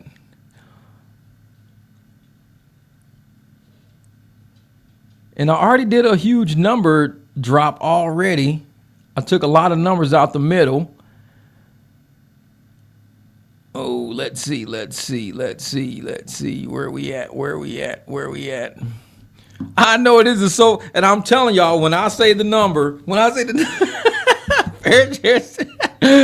can't guess like that. That's funny. You can't guess like that. She said, that's funny. She like started just typing all numbers in like shit. Just type in 1 through. I know it. 1 through this. Oh, man. Well, actually, the number, I said it was, 30 up to 230 or something like that. So I gave a range of like 209. I said 30 up to 230. I know it. That's what I'm saying, man. Ain't no fucking way. All these numbers, and not once did anybody type this number. I haven't seen it. And I got it wrote right on the sheet of paper next to me. This is crazy. You telling me this is the most, nobody likes this number. Nobody likes this number, apparently. Nobody likes it. And like I said, this is worse than a lottery. Nobody likes this number. Like, what the hell, man? I'm gonna have to make a shirt with this number on it. It was like, what does that mean? Like, it's a number nobody likes, I guess. I don't know. And if anybody says it, they're gonna be like, I said that already. Nope. No, but that's the thing. It's in between 30 and 230. I'm about to make another shift too. Because when y'all see this number, y'all gonna be like, it's impossible. It's impossible that nobody, out of all of these numbers, nobody said that number. It's literally impossible. But it's not, because I'm looking at the screen. I'm like, this is crazy. This is nuts.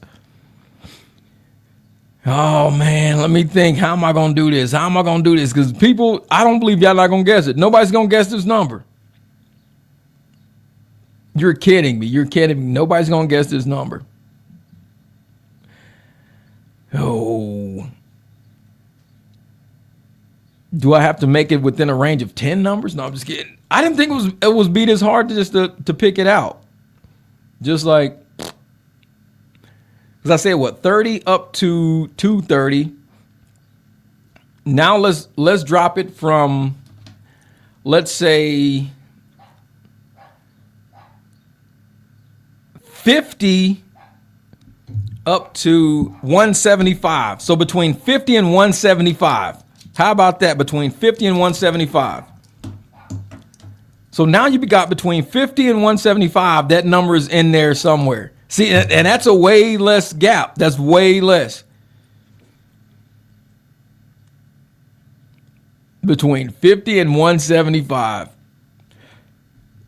I'm telling you, I'm gonna keep narrowing it down to the point where I'm just gonna have to say the fucking number. Because nobody's saying it. Like, nobody's saying it. Like, geez, this is crazy. And I'm looking at every single number coming across the screen. I haven't seen it yet. Every single number. This is nuts. So I'm picking every number between 50 and 175. Exactly. That's crazy. Like I said, there's going to be some mad people in here in a minute. They're going to be mad as hell. This is worse than trying to play the lottery. Honestly, to me, this is hard. Picking one number is harder than picking like 5. This is nuts. I don't know. Y'all gonna be like, man, I earned this goddamn candle kit. Shit. You gonna make a candle and go to sleep to it. Like, what's that candle burning for? I need this shit. After this, you say, man, that number don't exist. I'm telling you, it don't exist. Like, what the hell is happening? Somebody gonna just like, man, I'm gonna let this. They gonna make the whole bag at one shot. Just one big ass candle, just sleep to it. I ain't waking up till that candle goes out. That shit wore my brain out. Oh, let's see, where we at? All right, I'm getting kind of excited for y'all, because whoever gets this number is gonna be like, how did nobody else think it? Like, one person is gonna think of this number. I guarantee. One person is going to think of this number. Just one. That's crazy. It's crazy. Charlie, boop, got it. That's the number right there. 86. That's the number right there. 86.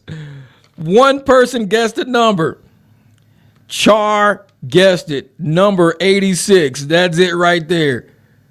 How in the hell did nobody get that number? But yet here we go, man. Out of all numbers, nobody guessed that number. Look at that, 86 right there. 86. Nobody guessed all day. Nobody guessed it. Char Willie, she's the only one. I'm like, I told y'all. Everybody was saying 85. I seen 85 like 10 times. Hey, D5, you even said 85. How many people said 85? Exactly. 86, man. 86. Like, man, I got 86 out of the party. No, I know it. Everybody was saying, like, I saw 83. I saw 68. I was like, is nobody getting 86? What's the deal? Man. Char. Hey, congratulations on winning the candle making kit, the first candle making kit giveaway. I got to find more to give away. That was pretty fun. There is no way possible everybody guessed all them numbers. Wow. That's it right there. 86. That's your winning number. 86. Nobody would have guessed. Man, I'm like, are you serious? I'm like, everybody's guessing like all these. I'm 86. You've been 86th out of the party. You got 86th. Man, that's crazy. Like I said, it was so many people that were getting 85, 81, 82, 80, 68. And I'm like, it's right there, right there. Man, it's like nobody likes that number apparently. Like, was anybody in here born in 86? Because nobody likes 86. What is the deal? What is the deal? Hopefully I get to make the Anton. That's it. Shar, you need to get that t-shirt. Get that t-shirt right there. This is I feel ripped off. Ever since I feel ripped off. Give her a vacation for that. Do you know how long we was doing this before somebody guessed 86 out of all numbers? Nobody was guessing that number. I'm like, does nobody just like that number or something? Like, what the hell? Man, I want a shirt for all this hard work. I know it's good to say, you know what? Everybody's getting the shirt. Everybody's just like, everybody's sweating and shit. Everybody's sitting at the computer, fingers all tired and hurting and everything. It's like, man, I need something for all that damn guessing. This is worse than the lottery. The lottery ain't this damn hard. I know it. Hey, but that was good though. That was good. That was good. That was some good guessing. Y'all were really going at it. And see, the thing is that I think when I made the first 1 through 390, it was too big. That was too much. I should have narrowed it down from the get-go. But yeah, to be that long until you get the number 86. I know it. You've been 86th. Like, yeah, I got 86th off the property. Like, what is 86? Does 86 mean kicked off? Let me see something. 86th meaning. I think it means something. 86th. What does it mean? Oh, to eliminate, discard, or refuse service. Oh, yeah. If the menu is sold out, it means it's 86. That's what I thought. You've been 86th out of the barbecue. It's like, man. Then when is the deck building live coming? Oh, man, I need to do that. I need to go out and buy some more wood. I need to go get more. I need to finish. I got wood for the frame, and I just don't have the boards for the top roof. So, yeah. Say cool t-shirt, 86. I know it. If I can get around to it, like I'm going to have to package this stuff up. I'll package all of this up. But at some point, that 86 is going to be a funny thing at the barbecue. It's going to be funny. We're going to have to make a shirt that says you've been 86th at the barbecue. You've been kicked out of the barbecue. Motherfucker, you finna get 86th. Don't get 86th at the barbecue. That's the last thing you want to get. Like, what's that mean? Oh, bro, you wasn't on that live stream. You don't want to be 86. Trust me, it'll take all damn day. Like, man. I was like, hey, when you get it, Char, make sure you make a video of the candle making. And kind of just, like I said, even if you make the video and post it on your channel, like watch the one on my page. I think Nia's got one on her page too. And just kind of get a gist of what's going on. And it's almost like you can't really mess up because it's wax and it can be melted. So you can't mess up. So just kind of like pace yourself, get the right fragrances, get you what you want to get. You're going to have fun with it. And once you start making them, you're going to be like, man, I'm buying wax like crazy. I done bought two big ass, like I said, I had 2 big 20-pound boxes of wax. I'm probably down to maybe 10 pounds total left. I'll be making candles all the damn time. So yeah, live Friday and Saturday barbecue. Would love to have you on. Yeah, I got to see what I'm doing on Friday and Saturday. I can't really plan out that far because I got clients all the time and my clients need to be picked up from the airport. Like this morning, I got up early. I was up at 2 o'clock this morning to pick up clients by 4, had to clean the truck and everything. Picked them up at 4:45 in the morning, got them to the airport, had to go shoot out, get my other client, get them to the airport. Came home, I was so tired from being up at 2, I took a nap. I didn't wake up again till like almost 1 something p.m. So yeah, my life is nuts like that, man. But definitely. We're going to have to get on the live.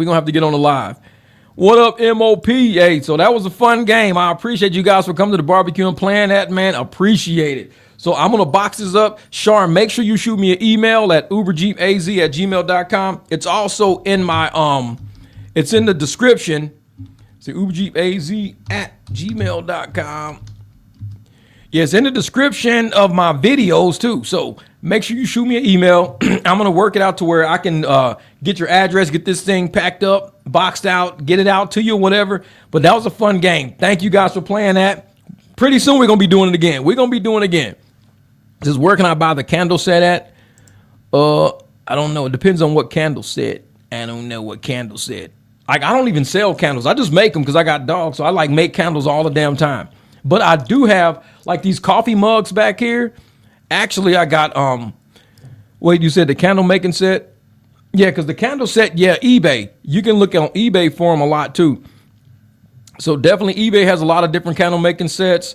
That's where I got mine originally from. This one actually got it from a warehouse here in Phoenix that does candle making, but I wanted to see what theirs looked like. I think I paid like $25 for this set.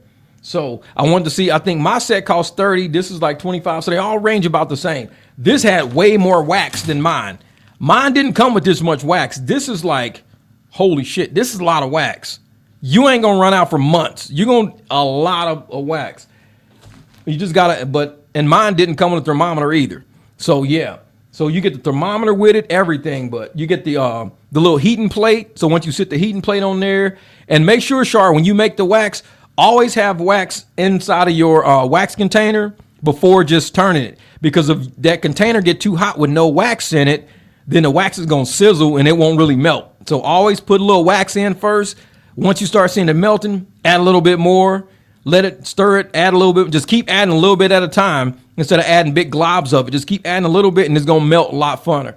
Yeah, you start figuring it out after a while, but yeah, making candles is fun. I'm telling you, and it's a good pastime. I can have, 4 or 5 good candles made like in about 30 minutes, have the whole house smelling like a hotel. Be like, love it. As soon as you finish them and that wax sets, you can set it on fire. Cut your wick down the size, set it on fire, good to go. Like now, even sitting here doing this live stream, it smells so good in here because these have been burning the whole time. So this is almost a 3-hour live stream. We're going to wrap this up. I appreciate you guys for participating. I'm telling you, Dims, it was fun. It was 86. You're going to get 86 at the barbecue. We got to make them shirts. You're going to get 86 at the barbecue. Nobody gonna know what it means except the people that was on this live stream. They're like, what the fuck does that mean? You gonna kick us out the barbecue? No, motherfucker, you don't know you're gonna get 86 at the barbecue. What the hell does that mean? If you wasn't on the live, you're not gonna know. Sorry, we can't tell you, bro. We can't tell you. It's an inside joke. I'm telling you. See, I'm about to have a new hobby. Hey, man. And I'm telling you, not only is it a good hobby, but if you know anybody like office parks, know anything like that, people love buying candles, man. If you live in an apartment complex, you can always put, hey, I make candles, email me, I can make you certain scents, blah, blah, blah. People always love, because candles just sell, man. They sell out. Everybody needs a candle. I mean, just sleeping at night, you can actually buy, like the wicks you got here are soy wicks. I use wooden wicks for a lot, because sometimes you burn them wooden wicks, you can get that little crackle with it. It sounds like a fire in the corner, like a little campfire. It's pretty cool. I got a wooden wick one in my room right now burning, but that's what I do. I love that little crackling sound, and it lights the room up. Like I'll sit it on a plate. Like if you want to sit, like right now I got them on the back of these mugs because I don't like them heating up tables and stuff like that. But if you put it on a plate and you got a candle burning and you're sleeping, it puts the coolest designs on the ceilings and everything like that. And that plate protects it because that plate is made out of ceramic. It protects it from burning through. Like if you just set a candle on a table or something like that, it's going to leave a black circle. I know it because I've done it before. That candle gets hot at the very bottom. When that wax gets low, and it'll leave a big black ring on you. I'm like, oh, man. But you can always sand it away if you want to, whatever. But I appreciate you guys for coming through, man. All right, Ben, hey, thank you for playing. Man, I appreciate you guys. I'll probably, like I said, if I can find another candle set, I'll do another live stream, and I'll end up, doing this all over again. So where to get the wood wick? Or you can get those off of eBay, too. Just type in wooden wicks, and you might get 100. It'll say a kit of 100. It'll give you the bases with them and everything. So you get the base, all of that, man. I love going and buying candle stuff because it's like, you ready. It's like bacon. It's like you ready to start. You're going to get it going again. All right, Blue Butterfly, I appreciate you guys for coming through. And thank you guys all for the super chat. Thank you, Miss Nicole, for the $20. All right, thank you, NYC Fem Love for the $2. My man D Fight for the $20. Appreciate you guys for supporting this live stream. Like I said, you guys are sponsoring it, man. I know I tell folks, I don't make a lot of money doing this, but I have a lot of fun. Hey, D, can we pay for a shirt? Let me come up with a design. For that 80. You're going to get 86 at the barbecue. Or maybe you say, don't get 86 at the barbecue. How about that? Don't get 86 at the barbecue. I say, what is that? Do I get kicked out? Nah, motherfucker. You'll be sitting there guessing all goddamn day for this damn number 86, man. Do not get 86 at the barbecue. Your ass never going to get it right. you don't want to be 86. What's that mean? Kicked out? No, motherfucker. Your hand gonna be sore. You're gonna be typing this shit all fucking day. They're like, God damn, motherfucker. 101, 55, 55. No, don't get 86. You do not want to be 86 at the barbecue. That shit's crazy. Everybody's, and you said 85, bro. You were so close. Y'all said, man, people gonna be mad as hell. It's like, I must have saw 85 about 3 or 4 times in there. I was like, man, Ben, appreciate y'all, man.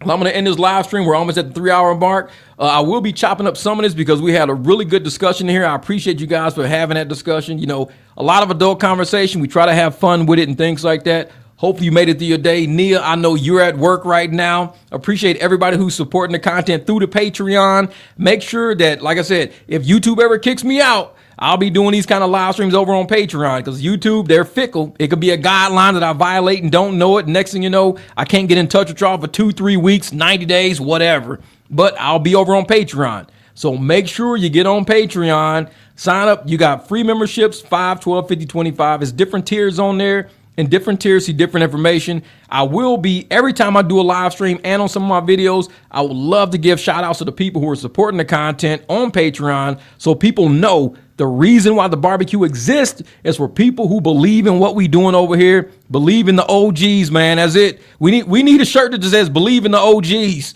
Like, listen, we grew up believing the OGs. We ain't gonna lie to you. We're not gonna mislead you. Just believe in the OGs. We're trying to help you win. That's it. We just want you to live. We don't want you to go to jail. We want you to die. Just believe in the OGs, man. Just believe it.